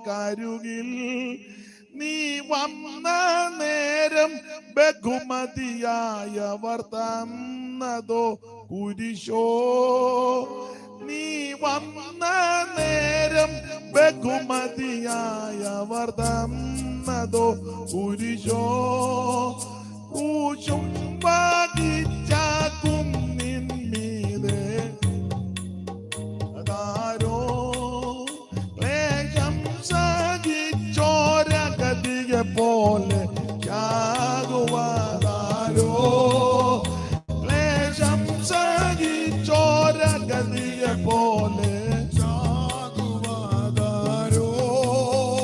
എന്നാദിയകറ്റാൻ തനിയെ ക്രൂശെടുത്ത ദൈവസുത, എന്നാദിയകറ്റാൻ തനിയെ ക്രൂശെടുത്ത ദൈവസുത, പിന്നാലെ ഞാനൻ ക്രൂശുമെടുത്തു വരുന്നിതാ കൃപത, പിന്നാലെ ഞാനൻ ക്രൂശുമെടുത്തു വരുന്നിതാ കൃപത, ക്രൂശും വഹിച്ച കുന്നിൻ മീതെ പോകുവാനാരോ,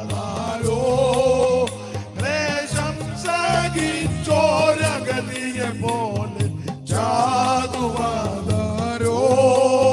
ക്ലേശം സഹിച്ചോരഗതിയെ പോലെ ചാകുവാനാരോ. ഞാനും നിങ്ങളും രക്ഷപ്പെടുവാൻ വിടുതല പ്രാപിക്കുവാൻ എനിക്ക് നിങ്ങൾക്ക് രക്ഷ വരുവാൻ അവിടുന്ന് നമുക്ക് വേണ്ടി മരക്കുരിശും വഹിച്ചുകൊണ്ട് നടന്നു നീങ്ങുകയാണ്.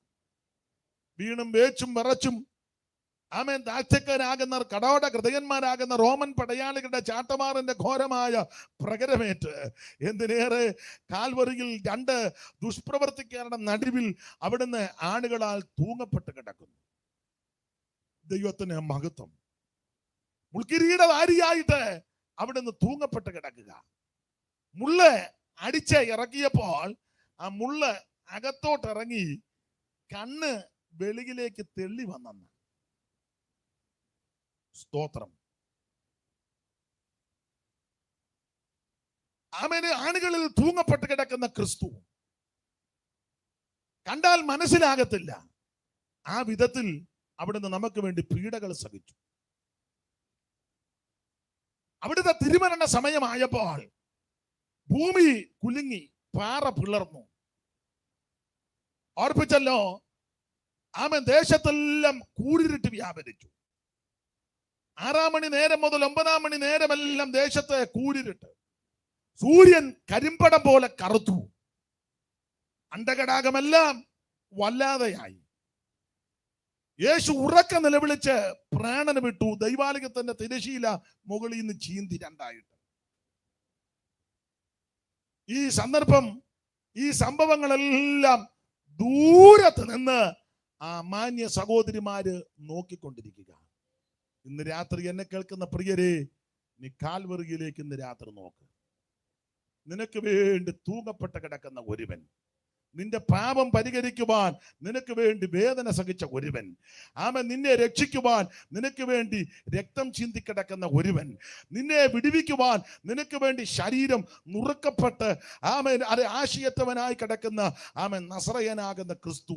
ഇന്ന് രാത്രി ഞാനും നിങ്ങളും നീതീകരിക്കപ്പെടുവാൻ നമുക്ക് വേണ്ടി ക്രൂശമരണം വഹിക്കുന്ന ക്രിസ്തു, ആ ക്രിസ്തുവിനെ ഇന്ന് രാത്രി കാൽവറിയിലേക്ക് നോക്കാം. ആ കാൽവറിയിലേക്ക്, ക്രൂശിലേക്ക് നോക്കിയാൽ നിനക്കും നിന്റെ കുടുംബത്തിനും രക്ഷയാണ്. അവിടുത്തെ തിരുമരണ സമയം വല്ലാത്ത അന്തരീക്ഷമാണ്. അതെല്ലാം ആ സ്ത്രീകൾ ദൂരത്ത് നിന്ന് കാണുകയാണ്. ഈ സന്ദർഭം ഞാൻ പറയാനുണ്ട്, എലന്തൂരിലെ TK ശ്യാമുവേൽ സാറ്, എനിക്ക് തോന്നുന്നത് ഇതെല്ലാം കണ്ടതുപോലെ അദ്ദേഹം എഴുതി വെച്ചിരിക്കുന്നത് പാട്ട്.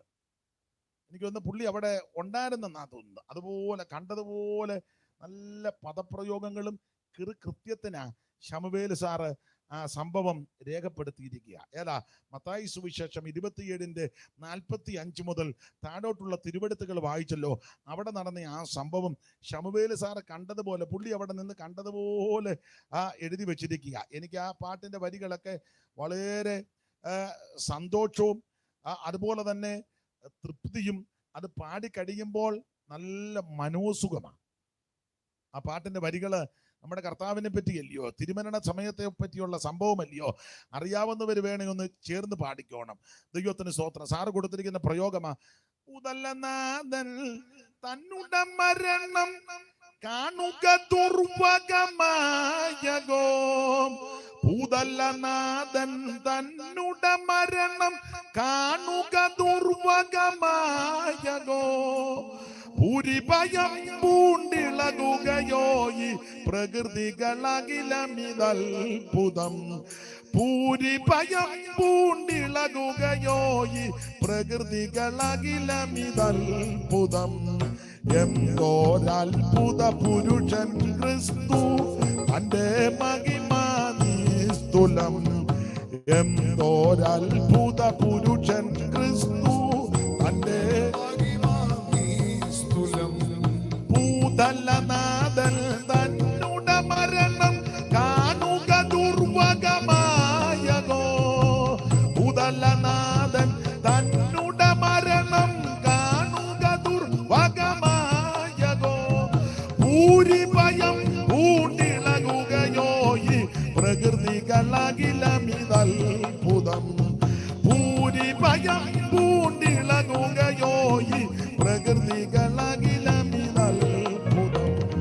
പാറ പിളർന്നു പാരിളകന്നു പാവനം തുരുയിരാർന്നുക.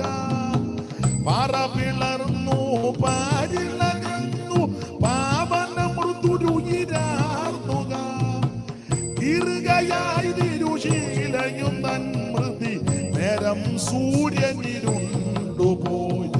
ഇറുകയായി തിരുശീലയും തന്മൃതി നേരം സൂര്യനിരുണ്ടുപോയി. എന്തോരത്ഭുത പുരുഷൻ ക്രിസ്തു, തന്റെ മഹിമാനിസ്തുലം. ഓ എന്തോരത്ഭുത പുരുഷൻ ക്രിസ്തു, തന്റെ മഹിമാനിസ്തുലം. എന്തോരത്ഭുത പുരുഷൻ ക്രിസ്തു, തന്റെ മഹിമാനിസ്തുലം. എന്തോരത്ഭുത പുരുഷൻ ക്രിസ്തു, തന്റെ മഹിമാനിസ്തുലം.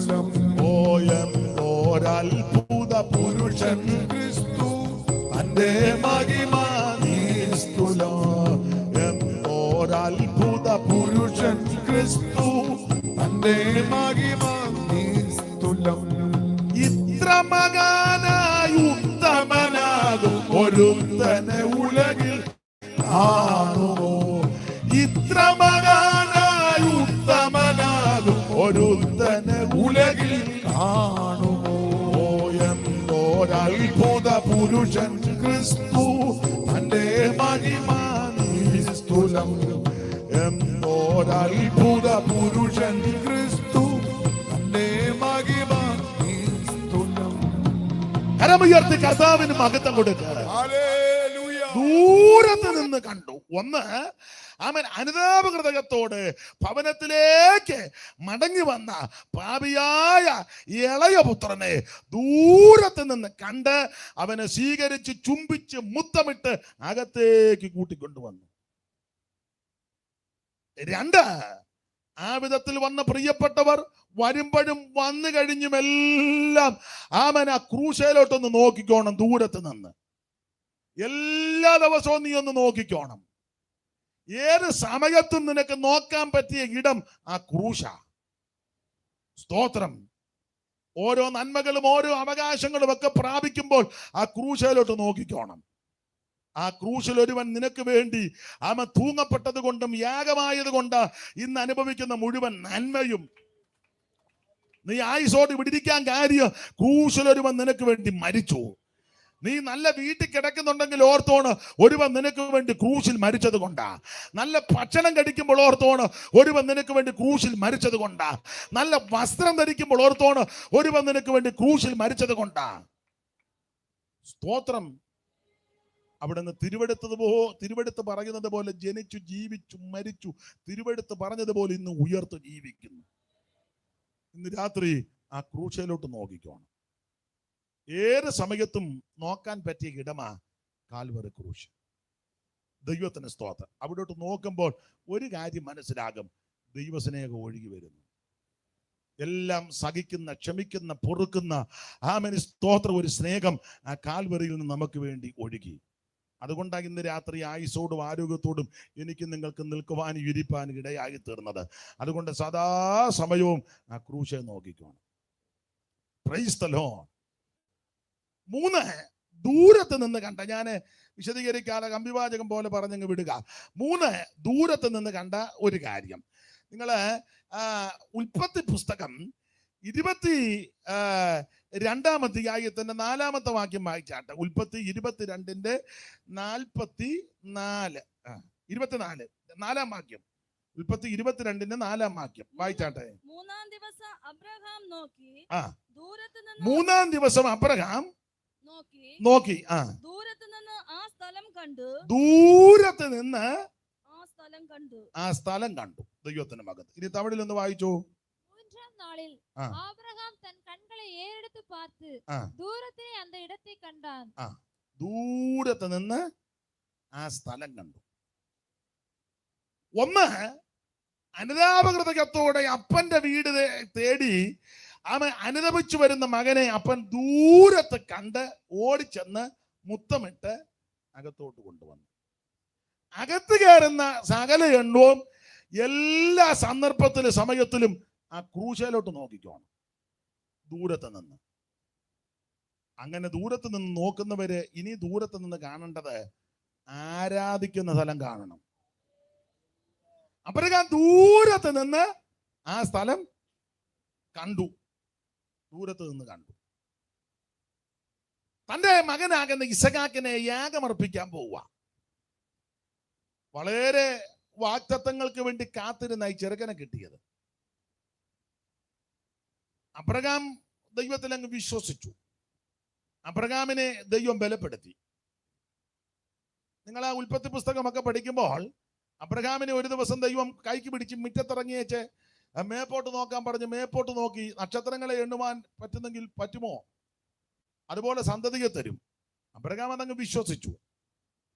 സാറാമ്മയ്ക്ക് അത്ര വലിയ വിശ്വാസമൊന്നും വന്നില്ല. അതുകൊണ്ടാണല്ലോ സാറ കുറുക്ക് വഴി ഒപ്പിച്ചു കൊടുത്തത്. ആ കുറുക്ക് വഴി കൂടെ അവറാച്ചം പോയതിന്റെ ക്ഷീണം ഇന്ന് വരെ തീർന്നിട്ടില്ല. ഞാനിപ്പം പ്രസംഗിക്കുമ്പോഴും പ്രശ്നമാണ്.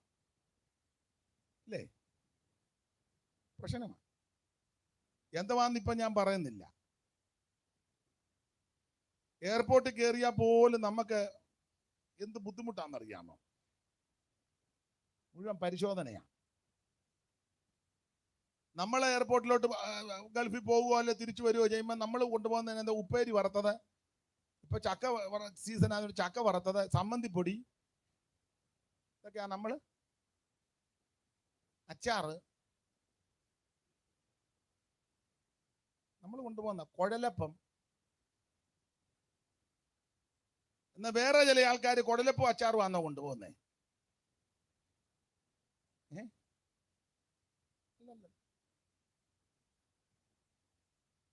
ബിസ്ക്കറ്റ് തിന്നുന്നൊന്നുമല്ല. അല്ല, അതും ഇപ്പൊ എടുത്ത് വിഴുങ്ങുക അല്ലേ? ഇങ്ങനെയുള്ള ആൾക്കാരുള്ളത് കൊണ്ട് നമുക്ക് മര്യാദയ്ക്ക് എങ്ങോട്ട് പോകാൻ പോലും ഒക്കുന്നില്ല. അപ്പോൾ അവറാച്ചൻ ഒരു പോക്ക് പോയി, സാറായിയുടെ വാക്കനുസരിച്ചു. ഇന്ന് വരെ പ്രശ്നം തീർന്നിട്ടില്ല, ഇനിയോട്ട് തീരുകയില്ല. സാറയ്ക്ക് വലിയ വിശ്വാസമൊന്നും വന്നില്ല. അബ്രഹാം ദൈവത്തിൽ വിശ്വസിച്ചു, അത് നീതിയായിട്ട് കണക്ക് വിട്ടു. പിന്നെ നിങ്ങൾ പുസ്തകം പഠിച്ചാൽ സാറയ്ക്ക് വലിയ വിശ്വാസമൊന്നും വരാഞ്ഞത് കൊണ്ട് സാറായെ ഒന്നുകൂടെ വിശ്വാസത്തിൽ ഉറപ്പിച്ച് ശക്തിപ്പെടുത്താനാ ആ 18-ാം അധ്യായത്തിൽ ദൂതന്മാർ അബ്രഹാമിന്റെ വീട്ടിൽ വന്നത്. സാറായി ഒന്ന് ബലപ്പെടുത്തണ്ടേ? സ്തോത്രം, ഒന്ന് ബലപ്പെടുത്തണം. അതുകൊണ്ട് ആ വീട്ടിൽ വന്ന് സൽക്കാരമെല്ലാം കൈക്കൊണ്ടുവച്ച് അവറാച്ചനോട് ചോദിച്ചു, അവറാച്ച നമ്മൾ കയറാൻ നേരമായിട്ട് സംസാരിക്കുക, എന്ത് ചെയ്യാ സാറാമ്മ എന്ത് ചെയ്യുന്നു ചോദിച്ചു. ആ പറഞ്ഞു, അവള് കൂടാരത്തിനകത്തുണ്ടെന്ന്. ഏതായാലും കൊള്ളാം, അടുത്ത വർഷം കൊച്ചിനെ തരുമെന്ന് പറഞ്ഞു. വിശദീകരിക്കുന്നില്ല. ആ ഒറ്റ വരവോടെ സാറ ബലപ്പെട്ടു. ആ ബലപ്പെട്ടതിനെ പറ്റി ഈ എബ്രായ ലേഖനക്കാരൻ ഒരു പ്രയോഗം പറഞ്ഞിട്ടുണ്ട്. നിങ്ങളാണ്ട് ആ എബ്രായ ലേഖനം മുമ്പേ വായിച്ചല്ലോ, 11-ാം അധ്യായം. ആ 11-ാം അധ്യായത്തിന്റെ 11-ാമത്തെ വാക്യം വായിച്ചേ. 11-ന്റെ 11. വിശ്വാസത്താൽ സാറായും വാഗ്ദത്തം ചെയ്തവനെ വിശ്വസ്തനെന്ന് എണ്ണുകയാൽ പ്രായം കഴിഞ്ഞിട്ടും ശക്തി പ്രാപിച്ചു. അപ്പോൾ വേദ പഠിതാക്കൾ പറയുന്നത് 18-ാം അധ്യായത്തിൽ 3 പേര് അബ്രഹാമിന്റെ വീട്ടിൽ വന്നല്ലോ. അബ്രഹാം വെയിലുറച്ചപ്പോൾ കൂടാരവാതിൽക്കലേക്ക് തലപൊക്കിയപ്പോൾ 3 പേരെ കൊണ്ട് ഓടിച്ചെന്ന് നിലമ്പന കുനിഞ്ഞ് അവരെ അസാരം വെള്ളം കൊണ്ടുവന്ന് കാല് കഴുകാം, വൃക്ഷത്തിന്റെ ചുവട്ടിലിരിക്ക്, ഒരു മുറി അപ്പം കഴിച്ചു പോകാം, വിശപ്പടക്കി വെച്ച് പോകാൻ പറഞ്ഞ് 3 പേരെ അറിയാതെ കണ്ട് ദൂതന്മാരെ സൽക്കരിച്ചെന്ന് വീട്ടിൽ കൊണ്ടുവന്നിരുത്തി.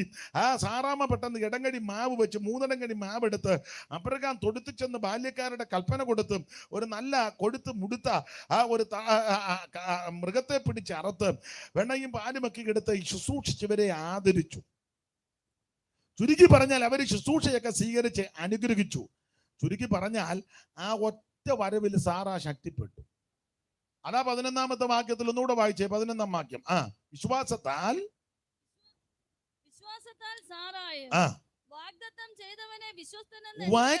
ചെയ്തവനെ വിശ്വസ്തൻ എന്ന് എണ്ണുകയാൽ പ്രായം കഴിഞ്ഞിട്ടും ശക്തി പ്രാപിച്ചു. വേദപഠിതാക്കൾ പറയുന്നത് ഈ 18-ാം അധ്യായത്തിലെ വരവാ സാറാ ശക്തിപ്പെട്ടത്. സ്തോത്രം, ശക്തിപ്പെട്ടു. അങ്ങനെ ശക്തിപ്പെട്ട് ഈ തലമുറയെ ലഭിച്ചു. തലമുറയിൽ വെച്ച് അബ്രഹാമിനോട് ഒരു സുപ്രമാണത്തിൽ ദൈവം പറയുക, നീ സ്നേഹിക്കുന്ന നിന്റെ ഏകജാതനാകുന്ന ഇസഹാക്കിനെ ഞാൻ പറയുന്നിടത്ത് കൊണ്ട് ഹോമയാഗം കഴിക്കണം. അരുളപ്പാട് കേട്ട അബ്രഹാം അമാന്തിച്ചില്ല. അബ്രഹാം അധികാരത്തെടുത്തിട്ട് ഇസഹാക്കിനെ കൂട്ടി ബാല്യക്കാരെയും കൂട്ടി വിറകും കത്തിയും ഒക്കെ എടുത്ത് ദൈവം പറഞ്ഞ ഇടത്തേക്ക് പോകുക. എന്തിനെ? ഒറ്റവാക്കി പറയാ, ആരാധനയ്ക്ക് പോകുകയാ, ആരാധിക്കാൻ. അപ്പൊ ആരാധനയ്ക്ക് വെറുതെ പോകരുത്. ആരാധനയ്ക്ക് ചില സാധന സാമഗ്രികളൊക്കെ ആയിട്ടാ പോയത്. പുതിയ നിയമത്തിലേക്ക് വരുമ്പോൾ നമുക്ക് ഭൗതിക വസ്തുക്കളൊന്നും കൊടുക്കണ്ട.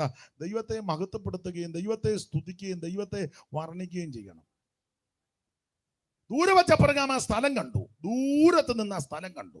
സ്ഥലം കണ്ട ഉടനെ അബ്രഹാം ബാല്യക്കാരോട് പറഞ്ഞു, നിങ്ങൾ ഈ കഴുതയുമായിട്ട് ഇവിടെ ഇരിക്കണം, ഞാനും ബാലനും അവിടുത്തോളം ചെന്ന് ആരാധന കഴിച്ച് തിരിച്ചു മടങ്ങി വരും. ഞാൻ വിവരിക്കുന്നില്ല, ഒറ്റ വാക്ക് പറഞ്ഞാൽ ദൂരത്ത് നിന്ന് കണ്ടപ്പോൾ അബ്രഹാം ഒരു കാര്യം തീരുമാനിച്ചു, വേർപാട്. അതാ ദൂരത്ത് നിന്ന് കണ്ടപ്പോൾ വേർപാട്. ബാല്യക്കാരോട് പറഞ്ഞു, നിങ്ങൾ ഇവിടെ ഇരുന്നാ മതി, ഞാനും ബാലനും പോയി ആരാധിച്ചു വരാം. ആരാധനയ്ക്ക് വേർപാടുണ്ട്.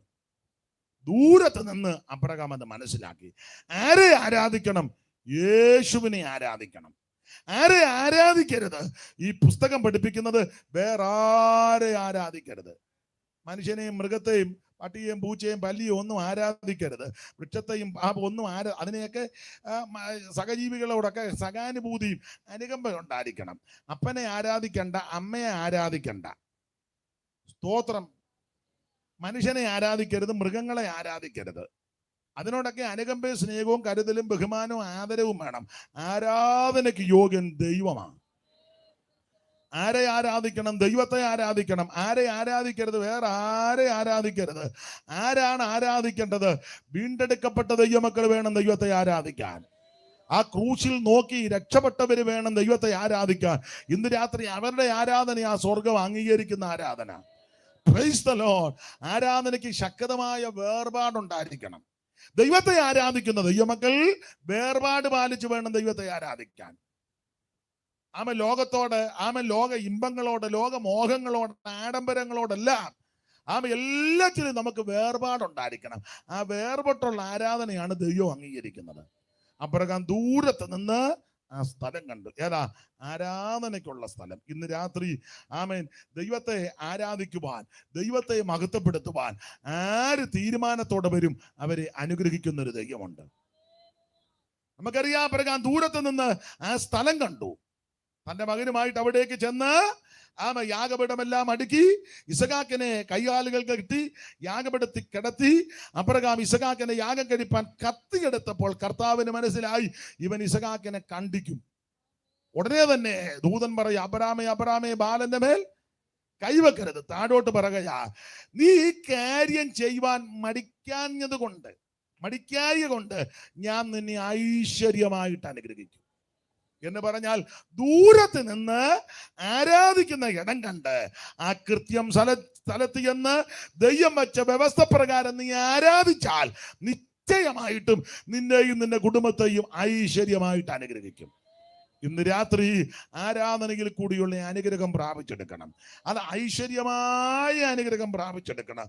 ഇന്ന് രാത്രി അബ്രഹാം കണ്ടതുപോലെ ദൂരത്ത് നിന്നത് കാണണം. ഞാൻ സമയത്തെ ഭയപ്പെടുന്നത് കൊണ്ട് വേഗത്തിൽ അങ്ങ് നിർത്താം. ഒന്ന്, അനുതാപഹൃദയത്തോട് അടുത്തു വന്ന ആ പാപിയായ പുത്രനെ ദൂരത്ത് നിന്ന് അപ്പൻ കണ്ട് വിളിച്ച് അകത്ത് കൊണ്ടുപോയി അവനെ ആദരിച്ചു. അങ്ങനെ അകത്ത് കയറിയ മനുഷ്യൻ, ആ വ്യക്തികൾ രണ്ട് ദൂരത്ത് നിന്നും കാൽവരി ക്രൂശിനെ കണ്ടോണം. അങ്ങനെ കാൽവരി ക്രൂശിനെ കാണുന്ന വ്യക്തി ദൂരത്ത് നിന്ന് ആരാധനയ്ക്കുള്ള കാര്യവും കണ്ട് അവിടെ ചെന്ന് ആരാധിക്കണം. അങ്ങനെ ആരാധിച്ചാൽ ഐശ്വര്യമായ അനുഗ്രഹം കിട്ടും. ഈ ഭൂമിയിൽ നാം ജീവിക്കുമ്പോൾ ദൂരത്ത് നിന്ന് അപ്പന്റെ വീട്ടിലേക്ക് വരണം. വന്നു കഴിഞ്ഞ് ക്രൂശിൽ നോക്കിക്കോണം. ദൂരത്ത് നിന്ന് ആരാധനയ്ക്കുള്ള ഇടവും കണ്ടുപിടിച്ച് ചെന്ന് ആരാധിക്കണം. ചത്ത് കഴിഞ്ഞേച്ച് ഇതൊക്കെ ചെയ്യാന്ന് വിചാരിച്ചാൽ രക്ഷപ്പെടുകയല്ല. അതിൻ്റെ ഒരു തെളിവ് പറഞ്ഞ് എൻ്റെ വാക്ക് ഇന്ന് രാത്രി അങ്ങ് നിർത്തുക. അന്നേരം കൃത്യം സമയമാകും. ജീവിച്ചിരിക്കുമ്പോഴാണ് ഇതെല്ലാം കാണേണ്ടത്. ചത്ത് കഴിഞ്ഞേച്ച് ദൂരത്തിരുന്ന് കണ്ടിട്ട് യാതൊരു ഗുണവും ഉണ്ടാകുകയല്ല. മരിച്ചു കഴിഞ്ഞ് പ്രാർത്ഥിച്ചോ, പ്രസംഗിച്ചോ, ചൊല്ലിയോ, ചൊലുത്തിയോ, ചെയ്തോ, കാട്ടിയോ, കൂട്ടിയോ, എന്തേലും ചെയ്ത് ഒന്നും നടക്കുകയില്ല. അങ്ങനെ ഒരുത്തൻ ദൂരത്തിരുന്ന് ചത്ത് കഴിഞ്ഞ് കണ്ടു, പക്ഷേ ഗുണമായില്ല. അവന്റെ കാര്യം ഇവിടെ പറഞ്ഞ് അങ്ങ് നിർത്താം. ലൂക്കോസിന്റെ സുവിശേഷം 16-ാമത്തെ അധ്യായത്തിന്റെ 23-ാമത്തെ വാക്യം, അറിവുള്ള വാക്യമാണ്. 16:23 ഒന്ന് വായിച്ചാട്ടെ. ലൂക്കോസിന്റെ സുവിശേഷം 16:23 വാക്യം വായിക്കുക. ധനവാനും ധനവാനും മരിച്ചു, അടക്കപ്പെട്ടു. പാതാളത്തിൽ യാതന അനുഭവിക്കുമ്പോൾ മേലോട്ട് നോക്കി ദൂരത്ത് നിന്ന് അബ്രഹാമിനെയും അവന്റെ മടിയിൽ ലാസറിനെയും കണ്ടു. ഇപ്പൊ ദൂരത്തിരുന്ന് കണ്ടിട്ട് യാതൊരു ഗുണവും ഇല്ല. നീ ഭൂമിയിൽ ജീവിച്ചപ്പോൾ ദൂരത്തിരുന്ന് കാണേണ്ട കാര്യമുണ്ട്. അത് ദൂരത്തിരുന്ന് കണ്ട് അടുത്ത് വന്ന് ക്രമപ്പെടേണ്ട സമയം തന്നതാ ദൈവം. അന്നേരം എല്ലാം ഇങ്ങേര് സുഖിക്കുകയായിരുന്നു. അങ്ങനെ നല്ലതുപോലെ അവൻ സുഖിച്ചുകൊണ്ടിരുന്നെന്നാ. നല്ലതുപോലെ സുഖിച്ചു, നല്ല അടക്കമൊക്കെ കിട്ടി, ആൾക്കാരൊക്കെ പുകഴ്ത്തി, ഉള്ള പോസ്റ്റേലും മതിലേലും എല്ലാം ധനവാന്റെ ഫോട്ടോ വെച്ചു. സഭയുടെ മേലധ്യക്ഷന്മാരെല്ലാം നിരന്ന് നിന്ന് 101 കുർബാന. മറ്റവൻ ലാസർ മരിച്ചിട്ട് ആരും ഒന്നും ചൊല്ലാനുമില്ല, എടുക്കാനുമില്ല. ദൈവം അങ്ങ് ദൂതനെ കൊണ്ട് അവനെ എടുപ്പിച്ച് അങ്ങ് കൊണ്ടുപോയി. പണ്ട് അച്ഛനും കപ്പിയാരും എല്ലായിടത്തും ഇങ്ങനെ അടക്കം നടത്തും. അപ്പം കപ്പിയാരുടെ അമ്മ മരിച്ചു, മറിയാമ്മ ചേടത്തി. കപ്പിയാരുടെ അമ്മയാ. വലിയ സാമ്പത്തിക ഭദ്രതയൊന്നുമില്ല, നല്ലൊരു അമ്മയാ. വലിയ പ്രഗത്ഭന്മാരും മിടുക്കന്മാരും ആരും വന്നില്ല. കപ്പിയാരും അത്യാവശ്യം ബന്ധുക്കളും അച്ഛനും ചെന്നു. അപ്പൊ അച്ഛനെ പുസ്തകം നോക്കി ചൊല്ലി എളുപ്പം അങ്ങ് ചൊല്ലി തീർന്നു. ഒത്തിരി ഒന്നും ചൊല്ലിയില്ല. കാരണം സാമ്പത്തികമായിട്ടും ഒക്കെ വളരെ ബുദ്ധിമുട്ടുള്ള വീടാ, അറിയാമല്ലോ. ഒത്തിരി അച്ഛന്മാരും വന്നില്ല, ആ ഇടവകയിലെ അച്ഛൻ മാത്രമേ ഉള്ളൂ. പെട്ടെന്ന് അങ്ങ് ചൊല്ലി തീർത്തു. മറിയാമ്മ ചേടത്തിയെ കൊണ്ട് അടക്കി. ചില നാൾ കഴിഞ്ഞപ്പം ആ ഇടവകയിലെ ധനവാനായ മനുഷ്യന്റെ അമ്മ മരിച്ചു. അപ്പോൾ നാട്ടിലെ പ്രമാണിമാരും ജനപ്രതിനിധികളും കാശുള്ളവരും മിടുക്ക എല്ലാവരും ഭയങ്കര ആളും ബഹളവും, വിളിക്കാത്ത അച്ഛന്മാരും കൂടെ വന്ന് നിപ്പുണ്ട് ചൊല്ലാൻ. മത്രന്മാരും ബിഷോപ്പുമാരും എല്ലാവരും ഉണ്ട്. അപ്പോൾ നിന്ന് ചൊല്ലുക, തീരുന്നില്ല. പിന്നെയും പുസ്തകം കൊണ്ടുവരിക ചൊല്ലാൻ. ഇതെല്ലാം കണ്ടും കേട്ടും കപ്പിയാര് നിൽക്കുക. ഒത്തിരി നേരം ചൊല്ലി, നല്ലതുപോലെ ചൊല്ലി, നല്ല ട്യൂണി ചൊല്ലി ആ കാശുകാരൻ അച്ചായന്റെ അമ്മയെ അടക്കി. ഏറെ സമയമെടുത്തു.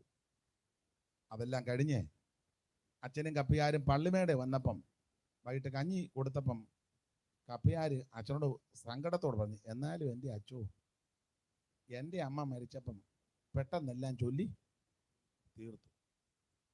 അതേസമയം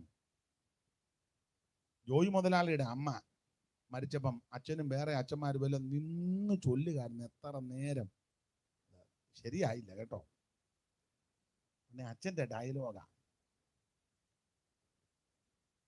എടാ കപ്പിയാരെ, ഓ നീ ഇത്ര വിഡ്ഢിയായോ? എന്താ? എടാ, നിന്റെ അമ്മ മറിയാമ്മ ചേടത്തിയെപ്പോലെ ഇതുപോലെ വിശുദ്ധയായ നിർമ്മലയായ പരമാർത്ഥിയായ ഒരമ്മ നമ്മുടെ ഇടവകെ ഇതുപോലെ താഴ്മയും വിനയവും എളിമയും ഒക്കെ ഉള്ളൊരമ്മ മറിയാമ്മ ചേടത്തിയെപ്പോലെ ഈ ഇടവകയിൽ ഇല്ല. മറിയാമ്മ ചേടത്തി നേരെ അങ്ങോട്ടാ പോകുന്നത്. അതുകൊണ്ട് ഒത്തിരി ചൊല്ലുവൊന്നും നല്ലത്. ജോയി മുതലാളിയുടെ തള്ളയെന്ന് പറഞ്ഞാൽ കൈയറത്ത ഉപ്പ് തേക്കാത്ത തള്ളയാ. ഞങ്ങളെല്ലാം മണിക്കൂറുകൾ ചൊല്ലിട്ട് ഇപ്പോഴും എനിക്ക് ഡൗട്ടാ പോവോ ഇല്ലയോ എന്നുള്ളത്. മനസ്സിലായോ? കഥയാന്നേലും അതിനകത്തൊക്കെ സാരമുണ്ട്. അപ്പൊ ഈ ലാസർ മരിച്ചു, അടക്കാനും ചൊല്ലാനും എടുക്കാനും ഒന്നും ആരുമില്ല. പക്ഷെ ദൂതന്മാർ അവനെ അങ്ങ് കൊണ്ടുപോയി. ധനവാൻ ജീവിച്ചപ്പോൾ സുഖിച്ച് പൊളച്ച് മതിച്ചു ജീവിച്ചു. ജീവിച്ച കാലത്ത് അവൻ മേപ്പോട്ട് നോക്കിയില്ല. ചത്ത് കഴിഞ്ഞപ്പോൾ ആ താഴെ ചെന്നേച്ച് മേപ്പോട്ട് നോക്കി. ഇനി മേപ്പോട്ട് നോക്കിയിട്ടും രക്ഷയില്ല. അവിടെ കിടന്ന് ദൂരത്ത് നിന്ന് കാണുക, അബ്രഹാം പിതാവിന്റെ മടിയിൽ ലാസർ ഇരിക്കുന്നു. നീ യേശുവിനെ രക്ഷിതാവായി സ്വീകരിക്കാതെ വെള്ളത്തിൽ മുങ്ങി സ്നാനപ്പെടാതെ, ആത്മസ്നാനം പ്രാപിക്കാതെ, വേർപാട് പാലിക്കാതെ, തിരുമേശ എടുക്കാതെ, ഈ കൂട്ടായ്മയിൽ നിൽക്കാതെ, അവൻ സുഖിച്ചും പൊളച്ചും മതിച്ചും നിന്റെ ഇഷ്ടപ്രകാരം നീ പോയാൽ, ജീവിച്ചാൽ, ഒടുവിൽ മരിക്കും. അടക്കമൊക്കെ കേമമായിരിക്കും, പക്ഷെ നീ ചേരുന്ന സ്ഥലം യാതനാ സ്ഥലമാണ്.